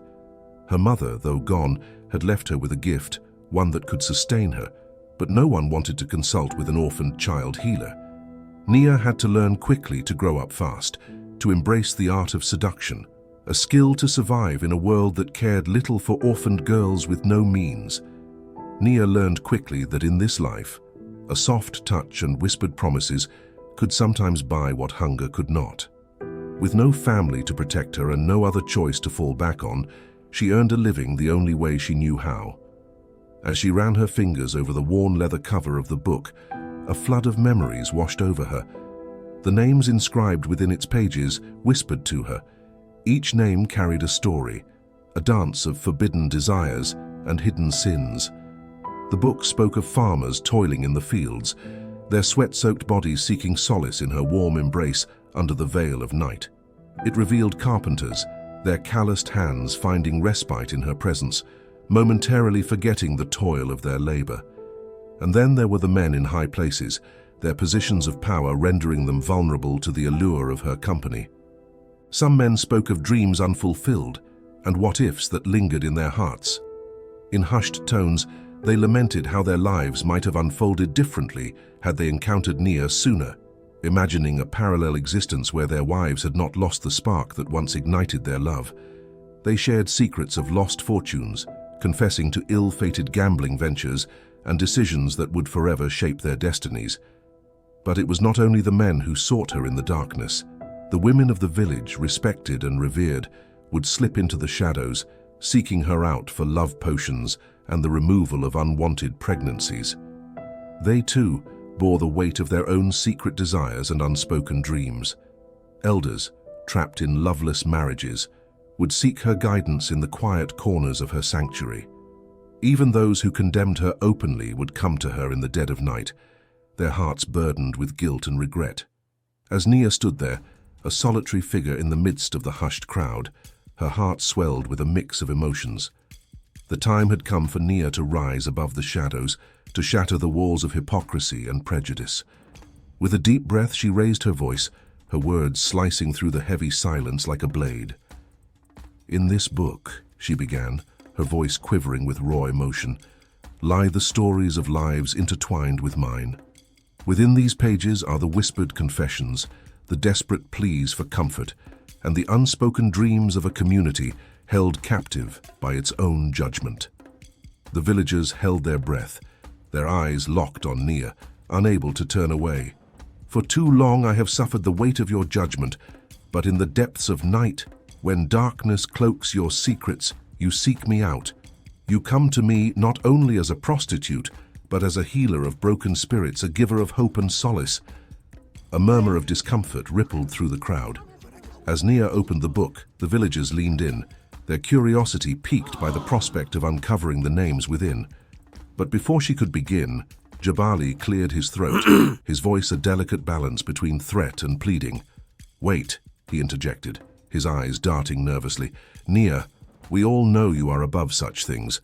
The villagers respect and love you, even if it may not always be evident. Please let us not tarnish the unity we have worked so hard to maintain." A murmur of agreement rippled through the crowd, but a brave voice emerged from the hushed whispers. One of the villagers, a seasoned farmer known for his wisdom, stepped forward and addressed Jabali. "Chief, with all due respect, Nia has the right to speak. We must allow her to expose those who have taken advantage of her and bring closure to our community." Other villagers chimed in, their voices a chorus of support, urging Jabali to step aside and allow Nia to proceed. Feeling the weight of their words and the mounting pressure, Jabali begrudgingly retreated, his inner turmoil masked behind a stoic facade. But just as Nia began to speak, the village's traditional healer Zuberi, a figure respected for his knowledge of herbal remedies and spiritual guidance, grew pale. The weight of his own secrets, hidden within Nia's book, overwhelmed him, and he suddenly collapsed to the ground in a faint. Gasps of surprise filled the air as the villagers rushed to attend to the fallen healer. Akina, the chief's wife, consumed by anger and panic, stepped forward, her voice laced with defiance. "No, the book will not be read today," she declared. Jabali himself was taken aback, his eyes searching hers, desperate to understand what she was hiding that could warrant such a response. In that moment, the village found itself divided, some rallying behind Nia, craving truth and justice, while others, like Akina, desperately clung to the safety of their hidden secrets. The chaos that ensued created the perfect opportunity for Jabali to exploit the situation to his advantage. With a subtle gesture, he signaled for the drummer to start the music once again, attempting to distract the villagers from the unfolding drama. Jabali silently motioned to his trusted warriors, who swiftly moved to seize Nia and drag her away into the dense forest. Nia, startled and filled with a mix of fear and confusion, struggled against her captors, her book slipping from her grasp. The once meticulously kept record of names, torn to pieces by the frantic villagers in their desperate search for truth, scattered like confetti on the ground. The truth they sought seemed forever lost, reduced to mere fragments of pages, impossible to decipher. As the chaos subsided and the villagers realized that Nia had vanished, a heavy silence settled over the village. Her disappearance unsettled the community. She became a haunting memory, a symbol of the unresolved mysteries that lingered in their midst. Whispers of her fate echoed through the village, but no one dared speak openly of Jabali's involvement or the secrets that remained buried. Jabali, haunted by his own secrets, would occasionally steal glances at his wife, searching for answers in her eyes. And she too would cast searching looks his way, wondering what truths lay hidden within the torn book. Over time, Nia's memory faded like the whisper of a forgotten breeze. The village carried on, its wounds buried beneath a facade of unity and normalcy. Dear tribe member, do you remember the story of the guardian of the forest who helped with the herb to cure Jabali's mother? Well, Let me tell you the origin story of one of the guardians of the forest. Let's get into it. In the heart of the African kingdom, a legend was whispered through the air. It spoke of a mythical fountain of youth, hidden deep within the kingdom or its surrounding lands. According to the old tale, this fountain had the incredible power to restore youth and vitality to anyone who dared to drink from its waters. Generations had passed since the legend took root, becoming a part of the kingdom's history. Elders told the story to their children, who passed it on to their own. With each retelling, the tale evolved, growing deeper into the culture of the land. Some whispered that the fountain lay hidden within a mystical forest, guarded by spirits and strange creatures. Others believed it was near a waterfall on the kingdom's outskirts, its waters said to carry the promise of eternal youth. One day, in a softly lit chamber, the aging queen stood before a gilded mirror, her eyes fixed on the lines on her face. Every crease seemed to hold her attention, filling her with sadness and frustration. "I can't bear to look at myself anymore, my love," the queen whispered, her voice heavy with sorrow. "Every wrinkle tells a story of beauty slipping away and time running out. It feels like I'm losing myself, piece by piece." Determined to change her fate, the queen begged her husband endlessly to fulfill her deepest desire, to bring her the water from the fountain of youth. After much hesitation, the king gave in, seeing how strong her longing had become. He sent his most skilled warriors on a dangerous journey to find the magical water. The warriors crossed treacherous landscapes, facing countless dangers as they searched for the legendary fountain. Days turned into weeks and weeks into months. At last they returned, tired but triumphant, holding a small vial filled with the mystical water that had become the queen's dream. With the vial in her hands, the queen stood on the edge of a great transformation. Her life would never be the same again. Years passed, and the queen's eternal youth became the talk of the kingdom. Visitors from far and wide came to marvel at her radiant beauty, enchanted by the ageless wonder before them. The queen basked in the admiration, enjoying the attention and awe she received wherever she went. However, as the queen thrived in her unchanging youth, a painful truth unfolded. Her beloved children, once full of life, aged and withered before her very eyes. She could offer them nothing but her unchanging love and a face that never grew old. The court too began to shift. Familiar faces faded away and new generations took their place, strangers who regarded her with a mix of curiosity and unease. The once cheerful celebrations of her birthdays stopped as those around her grew uncomfortable with her agelessness. Over time, admiration gave way to hate. Rumors spread across the land like wildfire. Some whispered that she was a magical being, perhaps a fairy, a werewolf, or something beyond human understanding. Others suspected she had made a dark pact with the devil, believing that only magic could explain her timeless beauty. The queen felt the weight of these whispers. She withdrew from public life, retreating into solitude, burdened by the growing fear and distance between her and the people she ruled. She longed for acceptance, but as the years passed, it became harder to find. At the grand age of 350, the queen looked upon her kingdom with weary eyes. She had witnessed the fleeting nature of human life and learned the painful truth of change and loss. What once brought her joy, the celebrations, the admiration, now felt hollow. She understood that eternal youth had come at a terrible price, profound loneliness. Wearing her royal cloak, the queen stood at the castle gates for the last time. The moon glowed softly over the familiar palace walls, as if saying goodbye. Tears shimmered in her eyes as she remembered the moments of triumph, love, and sorrow she had experienced in the hall she once called home. Every step she took away from the castle carried memories, echoes of laughter and conversations that now seemed like distant dreams. Her story, however, did not end there. Whispers of her presence spread far and wide, telling of a mysterious being who roamed the woods, guarding its secrets and guiding lost souls back to safety. It was said she could take any shape or form, her powers becoming the heart of new legends passed down through generations. The queen, now known as the guardian of the forest, became a symbol of hope, resilience, and the untamed spirit of nature. And so the guardian of the forest remained, ever watchful, ever present, and forever tied to the land she loved. Now let me tell you how the Queen became the guardian of the forest. I hope you're enjoying these stories as much as I enjoy telling them. Let me know in the comments which one has been your favorite so far. Let's get into the story. As the Queen ventured into the forest, her eyes were drawn to an otherworldly sight, a huge ancient tree glowing with mesmerizing colors under the moonlight.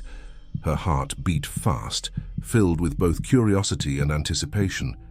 She felt a strange magnetic pull tugging at her soul, urging her to approach the magical tree. Her steps started cautiously, but grew bolder as she let herself be guided by an invisible force. Lost in the beauty of the moment, the Queen was startled by a voice, soft yet ancient, like the wind whispering through the leaves. "Are you lost, my Queen?" The words, though gentle, carried a knowing weight, sending a chill down her spine. Turning slowly, the Queen saw an elderly woman with eyes that gleamed with the wisdom of many lifetimes. The Queen's heart skipped.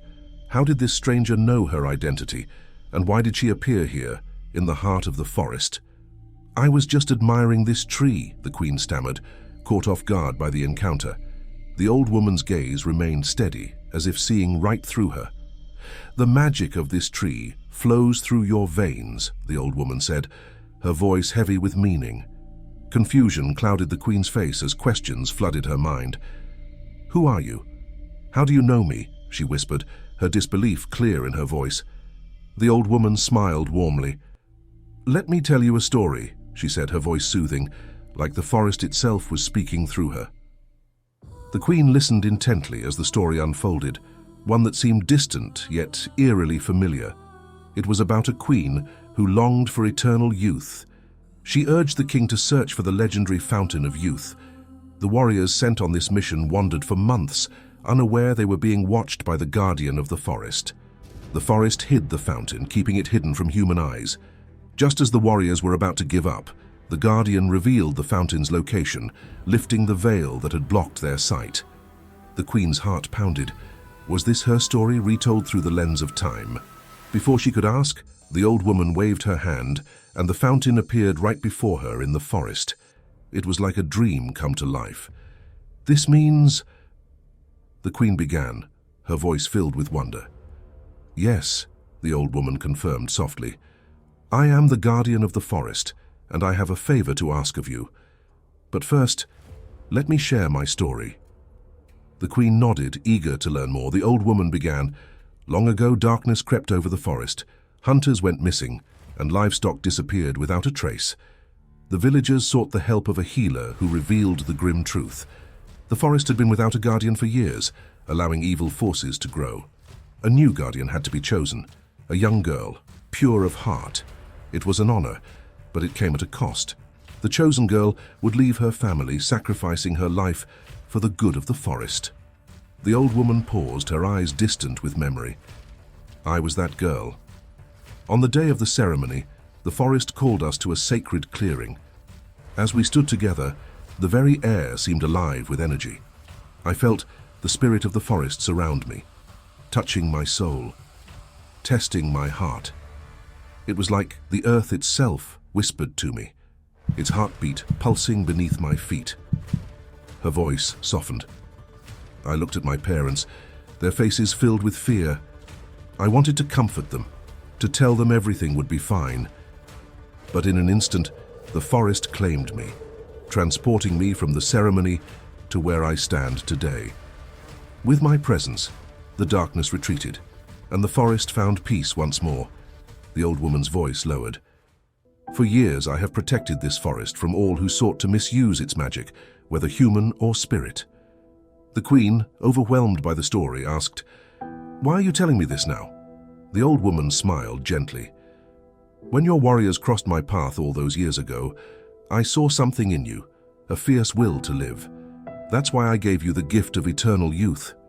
I knew this day would come, when you would stand here ready to choose your path." With a wave of her hand, the old woman transformed into a younger version of herself, a child with ancient wisdom in her eyes. "I've carried this responsibility for centuries, but now it's time to pass it on. I've chosen you." The Queen blinked, confusion flickering across her face. "But isn't this role meant for a young girl?" she asked, unsure. "The waters of the fountain flow through your veins," the guardian explained. "That makes you eligible to take on this mantle." Fear gripped the queen. The old woman studied her for a bit and then spoke. "What do you expect when you leave here? Wander endlessly, hiding your youth from curious eyes forever? What happens when the town you move to realizes you cannot age? Will they accept you or chase you away as a witch or worse, and then what? Move on to another village or kingdom? Is that your plan?" The guardian's words cut through her poorly prepared plan, and she lowered her head in shame. "I offer you more than wandering. I offer you the chance to protect the forest, to become its guardian, and to guard time itself. I had no choice in this role, but you do." The queen's heart steadied as her resolve grew. "I accept," she said firmly. The guardian's eyes widened with surprise, then softened with gratitude. "Are you sure? There's no need to rush your decision." "I am certain," the queen replied. "You gave me the gift of eternal youth. It's only right that I take on your role as guardian." Tears welled in the guardian's eyes as she shifted back into her older form, her face lined with emotion. "Thank you," she whispered, her voice trembling. With a sense of finality, the two women clasped hands, sealing their fates. A gust of wind swirled around them, marking the passing of one guardian's legacy to the next. The old guardian's form began to fade, her smile full of gratitude and peace. And just like that, the whirlwind subsided, leaving only the queen standing in the heart of the forest, no longer just a queen, but the new guardian of the forest, ready to protect the land for generations to come. And that, my dear tribe members, is the story of how the queen became the guardian of the forest. Dear tribe members, I'd like to introduce you to a character who plays a significant role in the world we've created. Once a gifted young girl, she has now become a powerful witch. Let's dive into her story. Nyala's presence in the village was both a blessing and a mystery. From a tender age, she possessed a power that surpassed understanding, a power that could bend reality itself. When her emotions flared and anger surged within her, reality seemed to respond to her words. Whatever she proclaimed would come to pass, leaving her parents bewildered and the villagers unsettled. One fateful day, while engaged in playful banter with the village boys, a mishap occurred. In the heat of the moment, a stray kick from a boy landed upon Nyala, accidentally causing her pain. Filled with rage, Nyala's words carried an unintended consequence. "I wish your leg would bend," she uttered in the heat of the moment. To the village's astonishment, the following morning revealed a startling reality. The boy who had inadvertently caused her pain woke to find his leg twisted and crooked, as if responding to Nyala's spoken wish. It was a remarkable and unsettling sight, leaving the villagers frightened and questioning the boundaries of Nyala's powers. One very hot day, when the sun's relentless heat parched the earth and weary villagers sought cover, Nyala, yearning for relief, uttered her words with conviction. "I wish it would rain," she said, her voice carrying a silent command. To the astonishment of all, dark clouds gathered, blocking the intense rays of the sun. The skies grew heavy with moisture, and raindrops fell, bringing much-needed relief to the parched land. The villagers stood in awe, witnessing the rain fall as if in response to Nyala's desire. These extraordinary manifestations of Nyala's power both fascinated and frightened the villagers. They marveled at her ability to shape reality with mere words, yet the unknown nature of her gift stoked apprehension and uncertainty within their hearts. Throughout generations, the village had witnessed the emergence of young souls blessed with extraordinary talents that marked them as chosen ones. These individuals were seen as vessels of ancient wisdom, destined to become the guardians of tradition and the healers of their people. But there was something different about Nyala. While other gifted children had been guided through a deliberate and patient process of honing their craft, her abilities seemed to possess an untamed energy, a darkness that was unsettling. As she grew older, whispers spread through the village, rumors of witchcraft and sorcery. These rumors took hold, spreading like wildfire through the minds of the fearful and ignorant. Nyala became an outcast in her own community. Fearful glances were cast her way, and doors that once opened wide to embrace her now shut firmly in her face. The elders, torn between their duty to protect the village and their desire to nurture the potential within their youth, found themselves at a crossroads. Thus, a decision was reached. They would cast Nyala out of the village and condemn her to a life of exile, confined to the caves that concealed mysteries and whispered ancient secrets. In the depths of the caves, surrounded by the embrace of darkness, Nyala, angry and feeling betrayed, vowed to embrace her power, nurture it, and unlock its true potential. Alone but not defeated, she delved into the hidden wisdom of the ancients, seeking knowledge and guidance. Many years passed. One morning, Chief Osei called for an urgent meeting with the Council of Elders, sensing the growing restlessness and desperation within the village. The villagers had endured years of drought, their fields barren, and their hopes dwindling. It was time to confront the reality of their plight and explore unconventional possibilities. Gathered beneath the shade of the ancient baobab tree, Chief Osei looked into the eyes of the council members. "Esteemed elders," Chief Osei began, his tone commanding attention. "Our village thrives on the surface, but we all know the truth that lies beneath. It has been years since rain has graced our lands, and our people suffer the consequences. Our fields yield but meager harvests, and hunger threatens to consume us." A solemn silence enveloped the gathering as the elders exchanged glances, acknowledging the gravity of the situation. Chief Osei continued, his voice filled with a sense of urgency. "Our traditional healer has performed countless rain-making ceremonies, offering sacrifices and prayers to the gods. But alas, our efforts have been in vain.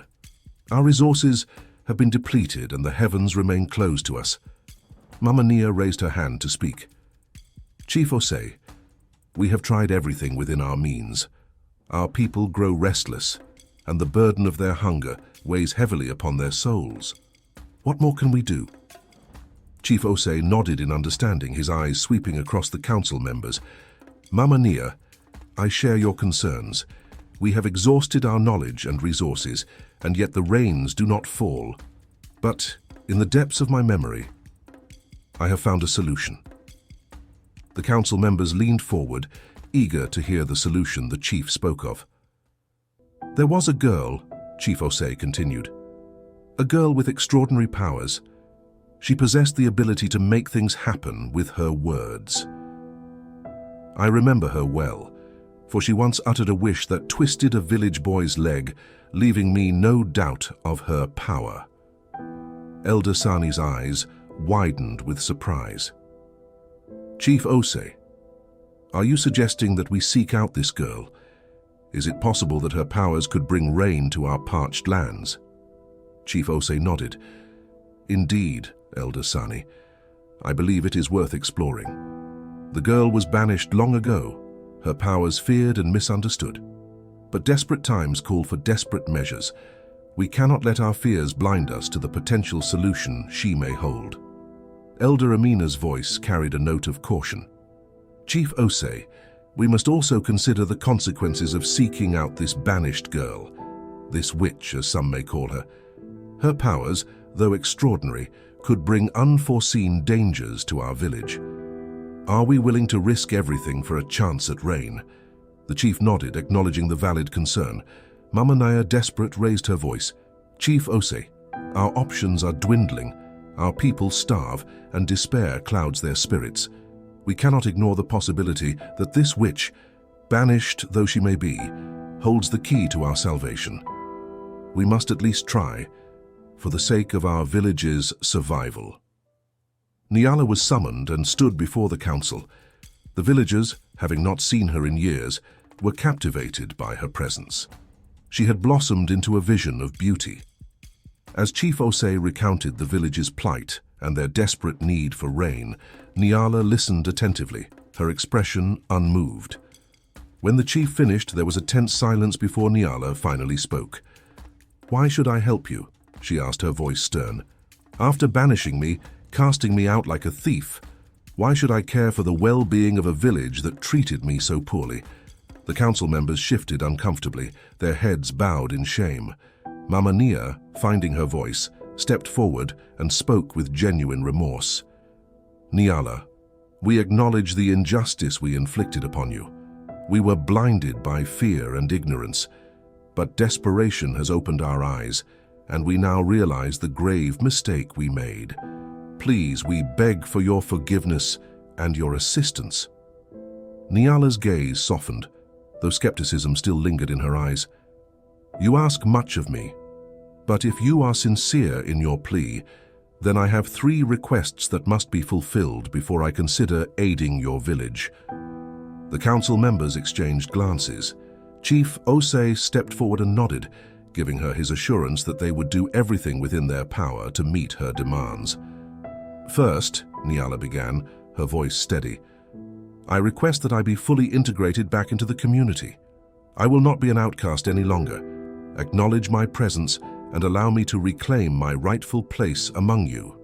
Chief Osei and the council members nodded in agreement. "Secondly," Nyala continued, her voice unwavering, "I ask that the land belonging to my late parents be returned to me. It is my birthright, and it holds sentimental value that cannot be replaced. Grant me this, and I shall consider it a step towards reconciliation." Elder Amina, touched by Nyala's words, spoke with a voice filled with compassion. "Nyala, we offer our sincerest apologies for the loss of your parents and the pain you have endured. We shall honor your request and return your family's land to you. Lastly," Nyala's voice grew stronger, "I demand the freedom to practice my healing arts openly and without restraint. No more whispers of witchcraft or sorcery. If I am to help you, I must be free to explore my powers and offer my gifts without fear of persecution. Do you agree to this?" The council members exchanged uneasy glances, aware of the implications, but with no other options left, Chief Osei stepped forward, his voice resolute. "Nyala, you have our word. We will welcome you back as one of us, return what is rightfully yours, and grant you the freedom to practice without fear. All we ask is that you help us bring rain to our people." Nyala stood silently, weighing their words and intentions. At last, she gave a small nod, her expression unreadable. "Very well," she said. "I will do what I can, but I make no promises. My powers do not always yield predictable results. If I succeed, you must honor your commitment. If I fail, do not seek to punish me." The chief bowed his head in agreement. "We understand. We are prepared to accept whatever outcome may come. Your efforts alone are more than we could hope for." Nyala turned toward the open sky, her gaze fixed on the horizon. "I will need solitude to prepare. At dawn tomorrow I will attempt to summon the rain." With that, she left the council to make her way to the fields, where the dry earth cracked beneath her feet. The night before the ritual, Nyala sat alone under the stars, gathering her thoughts and focusing her energy. At dawn, the villagers gathered in the clearing, their eyes filled with a mixture of hope and fear. Nyala stood before them, her arms outstretched, as if embracing the sky. She closed her eyes and breathed deeply, feeling the rhythm of the earth beneath her feet. The villagers watched in hushed anticipation, as Nyala whispered words only the wind could hear, a prayer, a plea, and a command, all rolled into one. The sky remained clear at first, and doubt began to creep into the hearts of those watching. But just as despair threatened to take hold, a cool breeze stirred and dark clouds began to gather on the horizon. The villagers gasped as the first drops of rain fell from the heavens, followed by a steady downpour. Cheers erupted from the crowd as people danced in the rain, their joy uncontainable. Nyala stood silently, her heart swelling with a mixture of relief and pride. She had done it. She had brought the rain. Chief Osei approached her, his voice filled with gratitude. "Nyala, you have saved us. We owe you more than we can ever repay." The council members, too, bowed their heads in respect, acknowledging her power and their past mistakes. Nyala had delivered on her promise. Now it was the village's turn to deliver theirs. Months later, Nyala confronted Chief Osei in the fading light of the setting sun. The chief, startled by her presence, avoided her eyes, his guilt evident in his posture. Nyala's voice trembled with anger. "Chief Osei, why have I been left waiting in solitude all these months? Telling me to come back in a week, again and again. Now, I am tired of your lies. You promised to integrate me back into the community, to restore my place among the villagers. What is the meaning of this betrayal?" The chief sighed heavily, his voice filled with regret. "Nyala, please understand that it was not my intention to deceive you. When you disappeared into the caves, the villagers began to express concerns about your powers. They feared that you were too powerful, that your return could bring harm and destruction upon us all. They came to me, pleading for your exclusion for the sake of our safety." Nyala's eyes narrowed, disappointed and angry. "So you deemed me a threat? You allowed their fears and ignorance to dictate my fate? Is this the gratitude I receive for saving your village from drought?" The chief's voice wavered with remorse. "I was torn, Nyala. I wanted to keep my promise to you, but the weight of the villagers' worries pressed heavily upon me. I thought it was for the greater good, to ensure our survival." Nyala's anger bubbled to the surface, her voice filled with a bitter edge. "You speak of survival, yet you cast me outside to live amongst the wild animals. Well, Chief Osei, if the villagers believe me to be a curse upon this land, then so be it. Let them experience the full extent of my powers, for I shall grant them their blessing turned curse." With a final glare, Nyala turned and disappeared into the shadows, leaving the chief standing in the gathering darkness, his heart heavy with regret. Days turned into weeks, and the villagers laughed at the notion of being cursed by rain, dismissing Nyala's anger as foolishness. But soon, their laughter turned to despair as the rain fell incessantly, day after day, transforming their once fertile land into a waterlogged wasteland.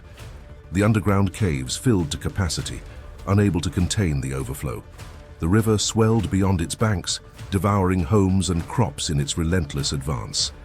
Village life ground to a halt as the waters consumed everything in their path. The laughter turned to cries of anguish and desperation as the villagers sought refuge in neighboring kingdoms, their lives upturned, their homes abandoned. They became strangers in a foreign land, bearing the weight of their misguided actions and the consequences of their betrayal. Nyala, having moved on from her dwelling, observed from afar, a mix of sadness and vindication in her eyes. As the rain continued to pour, Nyala ventured to new lands, her knowledge and healing arts sought after by those who recognized her abilities. And though the villagers paid a heavy price for their treachery, the curse served as a lasting reminder of the consequences that befall those who cast aside the very ones who hold the power to save them. And that, my dear tribe members, is the story of Nyala. Now let's journey to meet the final and most mysterious figure in our community, the healer, Kosana. Prepare to uncover the secrets he holds. Kosana, a once famous and respected traditional healer, had fallen from grace. His name was no longer spoken with reverence, and his fame had dried up. Seeking a way to regain his former glory, Kosana ventured deep into the forest in search of rare and potent herbs. As he walked, his thoughts were consumed with the memories of his past successes and the desire to once again be recognized as a master of his craft. Suddenly, Kosana heard a strange noise coming from a nearby clearing. The sound was high-pitched and sinister. He hesitated, unsure whether to investigate or to continue his search for herbs. But his curiosity got the better of him, and he cautiously approached the clearing. As he stepped into the open space, he saw a small, ugly creature perched on a rock. It had pointed ears, crooked teeth, and eyes that glinted with a wicked light. Kosana recognized it as a goblin, a mischievous being known for its love of causing trouble. "Who are you?" Kosana asked, his voice firm but wary. "My name is Boka," the creature cackled, "and I have an offer for you, human. I can give you what you seek, the fame and respect that you once had, but you must give me something in return." Kosana was hesitant. He knew that dealing with goblins could be dangerous and that their promises were often unreliable, but the lure of regaining his former glory was too great to ignore. "What do you want in return?" he asked cautiously. The goblin looked at him with a mischievous smile. "I will name my price when the time comes," it said cryptically. Kosana hesitated for a moment, feeling a sense of unease growing within him, but the promise of his former glory was too great to resist. "Very well, I agree to your terms," he said finally. The goblin cackled with glee, pleased to have struck a deal with the desperate healer. The few weeks that followed were a whirlwind of success for Kosana. People came from far and wide to consult with him, seeking remedies for a variety of ailments that he cured with ease. He had healed broken bones, treated infections, and even cured the village chief's son of a mysterious illness that no one else could heal. In return for his services, Kosana received a bounty of gifts, cattle, goats, and even gold, from his grateful patients. But the promised payback always loomed over his head, and he knew that he had to find the goblin again soon to fulfill his end of the bargain. The goblin had given him a small portion of a potent substance, which he would rub onto his hands every day before starting his work. The substance enhanced his healing powers, allowing him to cure even the most stubborn of illnesses. Kosana looked at the bottle, his heart sinking as he realized that it was almost empty. He knew that he had to find the goblin soon before his powers waned, and he was unable to fulfill his duties as a healer. As Kosana made his way through the dense forest, a sense of foreboding began to wash over him. He could feel the goblin's presence before he even saw it. When the small, green-skinned creature stepped out from behind a tree, Kosana's heart quickened. "Well, look who it is," the goblin cackled, its pointy ears twitching with excitement. "The famous healer. Back for more of my magic, I see." "Yes, I need more of your potion," Kosana said, trying to hide his unease. The goblin's eyes gleamed with delight. "Of course you do," it said, grinning wickedly. "But everything comes at a price, my dear healer. What will you give me?" The goblin's face lit up with greed as Kosana handed over the pouch filled with gold and precious stones. Gold was the goblin's most prized possession, and it loved nothing more than to hoard it away in its underground lair. The sight of the glittering treasure was enough to make the goblin forget about the rest of the world. As the goblin pocketed the pouch, it reached into its cloak and pulled out a small vial filled with a strange, glowing liquid. "Here," it said, holding out the vial to Kosana. "This one is even more powerful than the last. Use it wisely." Kosana's heart sank as he saw the small size of the vial. He knew that it wouldn't last long, and that he would have to return to the forest soon to meet with the goblin. But he took the vial nonetheless, knowing that he needed it to continue his work as a healer. "Thank you," Kosana said, tucking the vial safely into his pocket. "I will use it wisely." The goblin grinned wickedly, its eyes glittering with a mischievous light. "I know you will," it said, before disappearing into the forest once again. In the days that followed, Kosana's fame spread like wildfire. The goblin had indeed delivered on its promise. The new potion was so potent that Kosana hardly had to touch his patients to heal them. He could simply speak, and they would be cured. Kosana had never felt so powerful. Traditional healers from far and wide came to witness his abilities, some even seeking his guidance on how to be as skilled as he was. The gold and gifts he received from his patients piled up, but Kosana knew that he was still indebted to the goblin. He couldn't shake off the feeling that his newfound success would come at a heavy cost. Kosana felt his heart sink as he finally heard the goblin's request. He had brought more gold than last time, but it seemed like the goblin had something else in mind. The creature took the gold with a grin, its pointy ears twitching with pleasure. "You have been generous with your gifts, healer," it said. "Now it's time for me to name my price." Kosana braced himself, fearing the worst, but he was not prepared for what the goblin said next. "I want your daughter, Naya," it said, its green eyes glinting in the dim light of the forest. "She is a beautiful young girl, and I have taken a liking to her. Bring her to me at this location tomorrow night, and our deal will be complete." Kosana felt his heart drop at the goblin's demand. "My daughter," he whispered, feeling faint. "I cannot do that." The goblin cackled, its eyes gleaming with malice. "That is the price you must pay," it said. "Or would you rather give up your fame and fortune?" Kosana clenched his jaw, his mind racing. He couldn't give up everything he had worked for, but he couldn't sacrifice his daughter either. "Please," he pleaded with the goblin, "there must be something else I can give you."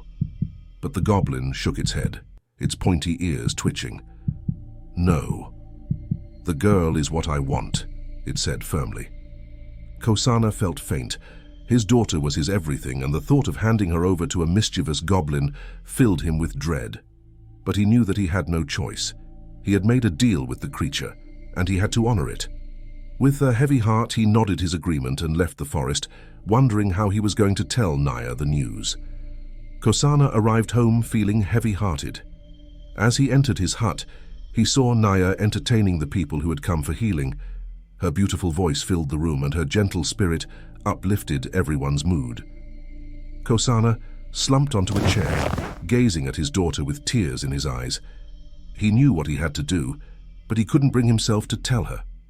After the crowd dispersed, Kosana called Naya over and asked her to prepare for a trip deep into the forest the following day to collect herbs. Naya was delighted to hear this, as she loved exploring the forest with her father and learning about the various plants and their medicinal properties. She began packing some supplies for the journey, humming a tune to herself as she worked. As she bustled around the room, Kosana watched her with a heavy heart. Kosana and Naya made their way deep into the forest, the trees thickening around them as they walked. As they neared the goblin's lair, Naya's steps faltered, and she tried to pull away from her father's grip. "What is that?" she whispered, pointing at the gnarled creature before them. Kosana tightened his hold on her arm. "It's nothing, just a forest spirit. Don't be afraid." The goblin cackled at Kosana's words. "Oh, so you didn't tell her about our little deal? How cowardly of you." Kosana hung his head, ashamed. "I couldn't bear to burden her with this knowledge," he muttered. The goblin snickered. "Well, it's too late now. Give me what you owe me." Suddenly, Naya was lifted off her feet and pulled deep into the forest, her body unable to resist the goblin's magic. All she could do was sing, her voice echoing off the trees as she was taken farther and farther away from her father. Kosana felt a sense of despair wash over him, knowing that he had sacrificed everything for the sake of his own pride, knowing that he had lost his daughter to the cunning goblin. Years passed, and Kosana continued to heal the sick and injured with the help of the goblin's potent potions. But every time he ventured into the forest, he could still hear Naya's voice echoing in the distance, singing a haunting and mournful tune. He had made a deal with the goblin, sacrificing his own daughter for the sake of his own success. This was a burden he would have to bear for the rest of his life. Sometimes, when you are deep in the forest of the savannah, you can still hear Naya's voice fading into the forest, singing a sad song that echoes through the trees. It serves as a reminder of the price of making deals with mischievous and cunning creatures, and the consequences that come with seeking power at any cost.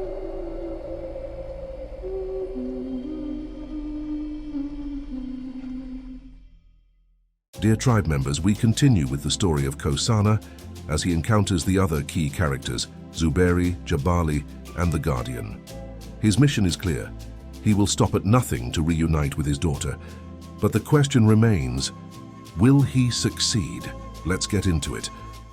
Following the tragic encounter with the goblin, Kosana had basked in the glow of success and in the adoration of his people. Yet, despite the cheers that once uplifted his spirit, he now found solace in solitude, retreating from the praises that had once been his life's ambition. How could he have been so blind, so consumed by his own desires? Then one day a whisper of an idea came to his mind, like a gentle breeze. He must seek the counsel of his old friend, Zuberi, a healer renowned far and wide for his profound wisdom and insights. With newfound strength, Kosana set forth on a journey to find Zuberi. his footsteps carrying him across landscapes. Kosana and Zuberi had known each other since they were young men. They had both studied under the great traditional healer, Master Akande, a great privilege and honor. Weeks of diligent study had transpired beneath the watchful eye of Master Akande. Yet amidst the hard training, a shadow had emerged, casting doubt upon the authenticity of a singular student. Kosana's keen eyes pierced the veil that hid Zuberi's identity, unearthing this secret. "You are not who you claim to be," Kosana said, his voice a serious challenge. Zuberi's eyes widened in response. He wondered how Kosana knew. This was a secret he was willing to take to the grave. Now, someone else knew. Zuberi hesitated, then confessed. He had taken on another person's identity due to a twist of fate. Orphaned and alone, he had stumbled upon the lifeless form of a young man while tending to cattle, his life taken by the venomous bite of a serpent. Nearby lay a bag with a letter congratulating him for being accepted by Master Akande to study healing. Zuberi faced a crossroads. He could have alerted the village about the tragedy, but instead, he saw an opportunity for a fresh start. Kosana listened intently, a newfound empathy blossoming between them. A connection was forged, an understanding of shared dreams and the desire for a better life. As time passed, Kosana silently supported Zuberi's secret. He had become a guardian, a silent partner in Zuberi's deception. He would take gifts to Zuberi's parents, apologizing that Zuberi could not make it, that he was held up for this and that reason. Kosana played a messenger very well, bridging the gap between the new Zuberi and the parents. Zuberi, in turn, cared for his predecessor's parents and withheld his own desires, repaying a debt of gratitude to them. With the passing of his now parents, Zuberi stood free to fully embrace the stolen identity and the role he had assumed. Zuberi sat outside his hut, enjoying the glow of the moonlight. His heart skipped a beat when he saw a familiar figure coming closer, a shape he recognized instantly in the bright night. "Brother," Zuberi said warmly, filled with excitement as he hugged his brother and longtime friend. After they exchanged greetings, Kosana's face grew serious, heavy with a story that needed to be told. "Brother, I need your help," Kosana said, grabbing Zuberi's full attention. In silence, Zuberi listened as Kosana shared his story, a tale about a desperate deal he made with a goblin to gain power and respect. Kosana's voice shook, and his eyes filled with tears as he spoke about his deep regret and his strong desire to rescue his daughter from the goblin's grasp. Zuberi listened quietly, taking in everything his friend said. Then he spoke. "The way I see it, you have three choices. Outsmart the goblin, ask the guardian of the forest for help, or make a sacrifice." His voice was steady, laying out the options for Naya's rescue. "You're right," Kosana said. "That's why I came to you, to ask you to call on the guardian of the forest for me. I've heard that your chief holds favor with the guardian." Zuberi nodded. "Okay," he replied. "Tomorrow morning, we will ask the chief for help." Inside the chief's home, Kosana and Zuberi told their story to Jabali. A wise man, Jabali took a deep breath, his eyes showing the mix of feelings inside him. Looking at Kosana, Jabali said, "For your daughter, I will call upon the guardian." The decision was made.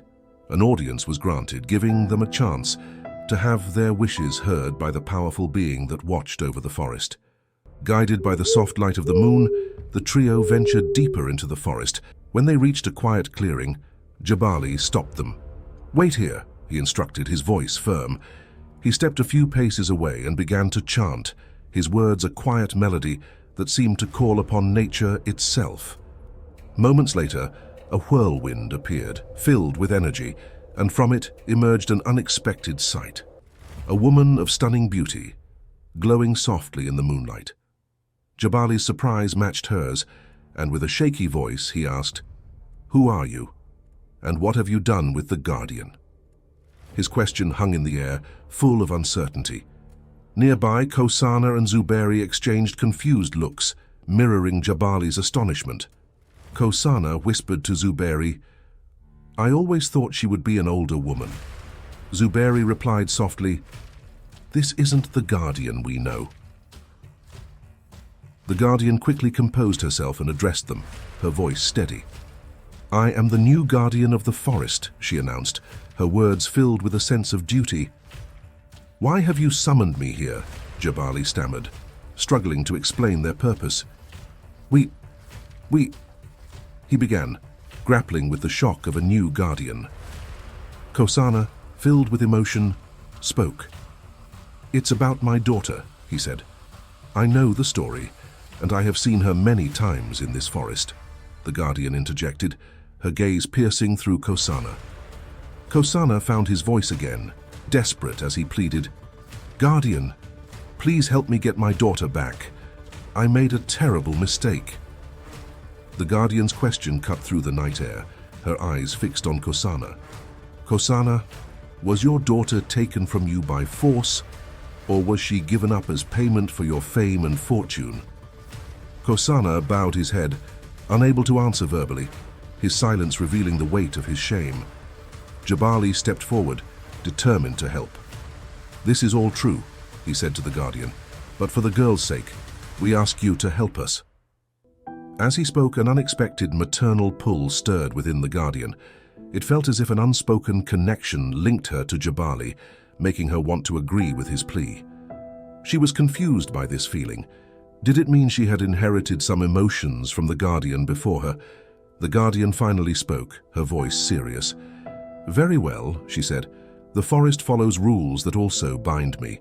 Your daughter was taken legally, not by force, so you cannot just march in and fight." Her gaze swept over them all. "However, I will speak on your behalf. But you must understand," her tone turned somber, "they will demand something in return."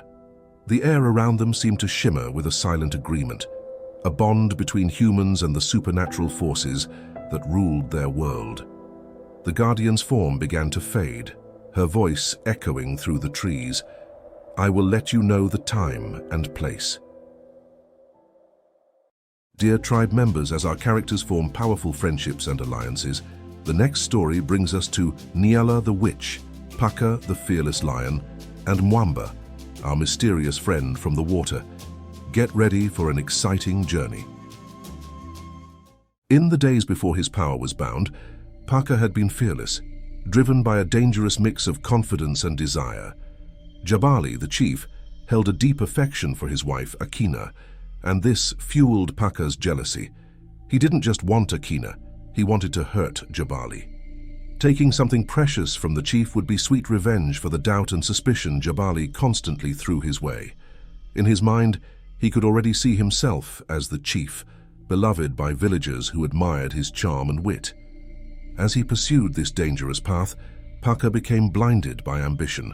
He was so focused on trying to win Akina's heart and gaining influence that he didn't see Jabali's trap closing around him. One fateful night, Jabali discovered his secret. He called upon the Guardian to strip him of his powers. It was a cruel punishment that rendered him a shell of his former self. The memory of that night lingered like a curse, reminding him of his foolishness, his failure.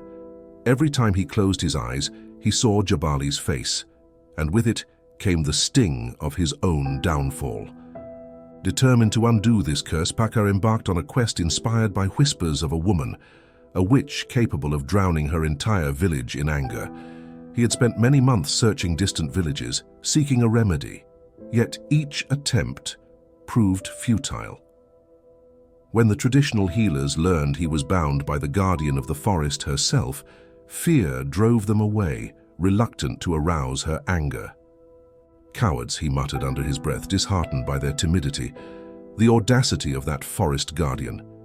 However, he recognized his fortune that she had refrained from extracting the lion from within him, contrary to the villagers' suggestions. Within the forest, a code of conduct prevailed, and Paka had abided by it faithfully, refraining from extinguishing a human life. The audacity, he seethed inwardly. And that Jabali. His attempt to roar in fury morphed into a pitiful cough. Approaching the desolate remnants of the witch's village, Parker detected the lingering traces of magic that still clung to the air. The witch's power was undeniable.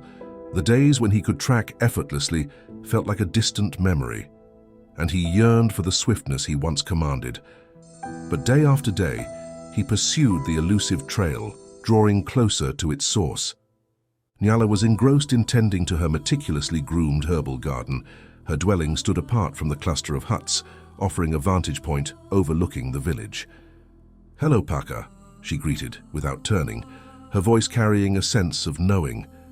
For days she had sensed his approach, his presence growing stronger with each passing moment.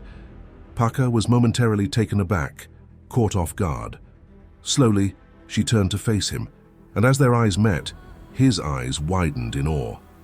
Her beauty transcended his expectations, a captivating combination of power and youth that left him in awe. "Are you all right, Parker?" Nyala inquired, amused. While familiar with the reaction her presence often elicited from male strangers, the genuine astonishment in his eyes was a rarity she found herself appreciating. I need your help," Parker finally stammered. "Ah, the age-old plea," Nyala retorted with sarcasm. "Don't they all?" "Not like that," he implored, his sincerity evident. "I'm truly sorry for what you endured in your former village. My transformation abilities were cruelly stripped from me by a malevolent chief who sought to break me. I believe you understand the pain of being cast aside for being different. Please, Nyala, help me." Her gaze softened, the deep well of empathy within her stirred by his words. She had walked a similar path all her life and felt the isolation that came with being different. "I will help you," she stated quietly. Moved by her willingness, Parker's customary pride gave way. He knelt at her feet, a gesture that surprised Nyala, who had heard tales of the pompous shapeshifter, a far cry from the humble man now before her. Her heart swelled at the sight. "Thank you," Parker whispered. "Save your thanks for later," Nyala replied gently. "First, I need to assess the magic that binds you." With a sense of purpose, Nyala led Parker into the interior of her humble hut. "Lie here," she instructed, gesturing toward the bed that occupied the space. Parker complied, resisting the impulse to make a light-hearted joke about the pace of their newfound relationship. Parker's well-built frame caught Nyala's attention. Handsome and strong, he was an imposing presence. She touched his chest, her expression growing somber. "The guardian of the forest," she whispered, her voice carrying a blend of reverence and concern. Turning her gaze back to his, Nyala's tone turned earnest. "Parker, I implore you to tell me, why did the guardian bind you?" Nyala's familiarity with the guardian's power ran deep. Having lived amongst the caves and shadows, she had sensed the power of the guardian's magic. The guardian's watchful gaze extended over her while she slept, a silent guardian of her sanctuary. No creature of the wild dared trespass the cave's threshold without first confronting the guardian's might. In the harshest of winters, when prey was scarce, she would awaken to find a rabbit or antelope placed near her cave's mouth. Nyala recognized the gesture as the guardian's doing, even though the entity herself remained veiled, unseen. Nyala knew she owed her life to the guardian, a debt she could never repay. "Parker," Nyala's voice quivered with urgency. "Why did the guardian bind you?" "The chief," he began, "holds favor with the guardian since his youth." "She did it for him," Parker explained. "Ever since the lion within me was bound, I've existed as a mere shadow of myself. You are my last hope." "Parker, the magic that binds you is formidable beyond what I can dispel alone," she admitted. "I will need the assistance of a friend." "Get some rest," Nyala advised, her voice a soothing murmur, and almost instantly, Parker drifted into the realm of dreams. As noon broke the next day, Parker awoke, midday sunlight filtering into the hut. He felt embarrassed. The exhaustion from days of relentless travel had overtaken him. "Good afternoon," Nyala's voice carried a playful tone. "Slept in, did we?" she teased. Parker sheepishly rubbed his eyes. "I apologize. I didn't mean to sleep for so long." "We have a meeting at sundown," Nyala said to him, the seriousness returning to her eyes. Her morning had been spent conferring with her friend, Mwamba, about Paka's plight. Mwamba, like Nyala, had experienced abandonment and pain, a shared connection that had forged an unbreakable bond between them. The beginning of Mwamba and Nyala's friendship had occurred within the depths of the forest. Their chance encounter had left Mwamba awestruck by Nyala's gifts. Amidst her spirited tales, he had recognized a kindred spirit, a soul marked by exceptional abilities.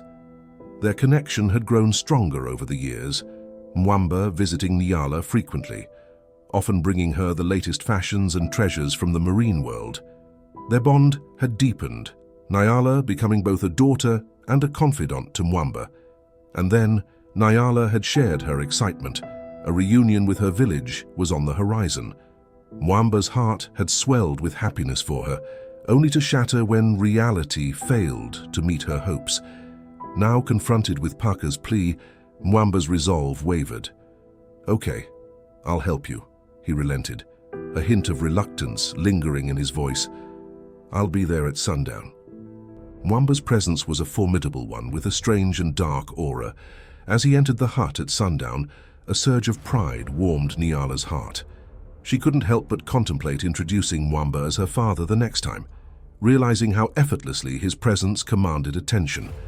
Paka sprang to his feet upon Mwamba's arrival, extending a respectful greeting. "I am Paka," he introduced himself. "Are you ready, young man?" Mwamba's voice carried an air of authority. "Yes, I am, sir," Paka responded with humility. However, Paka was no young man. His age spanned centuries, far beyond what his youthful appearance suggested. In the shadowed embrace of night, they embarked on a journey of silence until they reached a moonlit clearing. Spring had painted the landscape with vibrant wildflowers. "Lay down," Mwamba commanded gently, and Paka complied without hesitation. In the soft illumination of moonlight, the duo began their chant. As their voices merged with the night's whispers, Paka felt himself being carried away, transported into the realm of dreams. Within these dreams, Paka called out, his voice a delicate plea. "Akina, Akina." Mwamba couldn't resist a chuckle. "So, your boyfriend has a girlfriend, huh?" he teased. "Yet, here we stand, gambling with our own lives and daring the fury of the Guardian," Mwamba said, his head shaking in solemn acknowledgement. "He's not my boyfriend," Nyala responded, her tone disappointed, a subtle hint Mwamba didn't miss. Mwamba's countenance grew grave. "Through this action, we are aligning ourselves in opposition to the Guardian and her powers. We are setting loose a lion with intentions known only to the divine. Are you sure we should proceed?" Nyala paused, thinking, before ultimately nodding her consent. "Very well, but know this, Nyala," Mwamba warned. "There lies a lesson at the end of this journey, and its revelation may not be without its challenges." When morning came, Paka stirred from his sleep. Mwamba had departed. Paka sensed the gentle caress of the breeze through his mane, a sensation he had not felt in a while. He could hear the steady rhythm of Nyala's heartbeat. Power surged within him, coursing through his veins like a mighty river, and with a swift movement, he sprang to his feet. Nyala's surprise flickered across her face at the huge beast before her. Lowering his head in a gesture of profound gratitude, Paka conveyed his appreciation to Nyala, without uttering a word. With a surge of power, he broke into a run, each step a resurgence of his strength. As he gained momentum, his voice rang out, carried by the wind itself, as he called the name of his rival, Jabali. In that resounding roar, Paka proclaimed his readiness, his intention to replace Jabali as husband and chief, to claim what he believed was rightfully his. Above, the clouds converged, a gathering of forces, signaling the arrival of a new dawn, not just in the sky, but also within Paka's destiny. And that, my dear tribe members, is just the beginning of our story. I've introduced you to all our characters, and I hope you've enjoyed meeting each one. Let me know if you'd like to see this storyline continue. Thank you so much for watching. It's always an honor and a privilege to spend this time with you. And as always, thank you for watching our story, and we hope you enjoyed it. What lessons did you draw from this story? Share your thoughts with us in the comments below. Don't forget to subscribe and be part of the tribe. Thank you for watching The Tales of the Savannah. We will see you next time in the Savannah.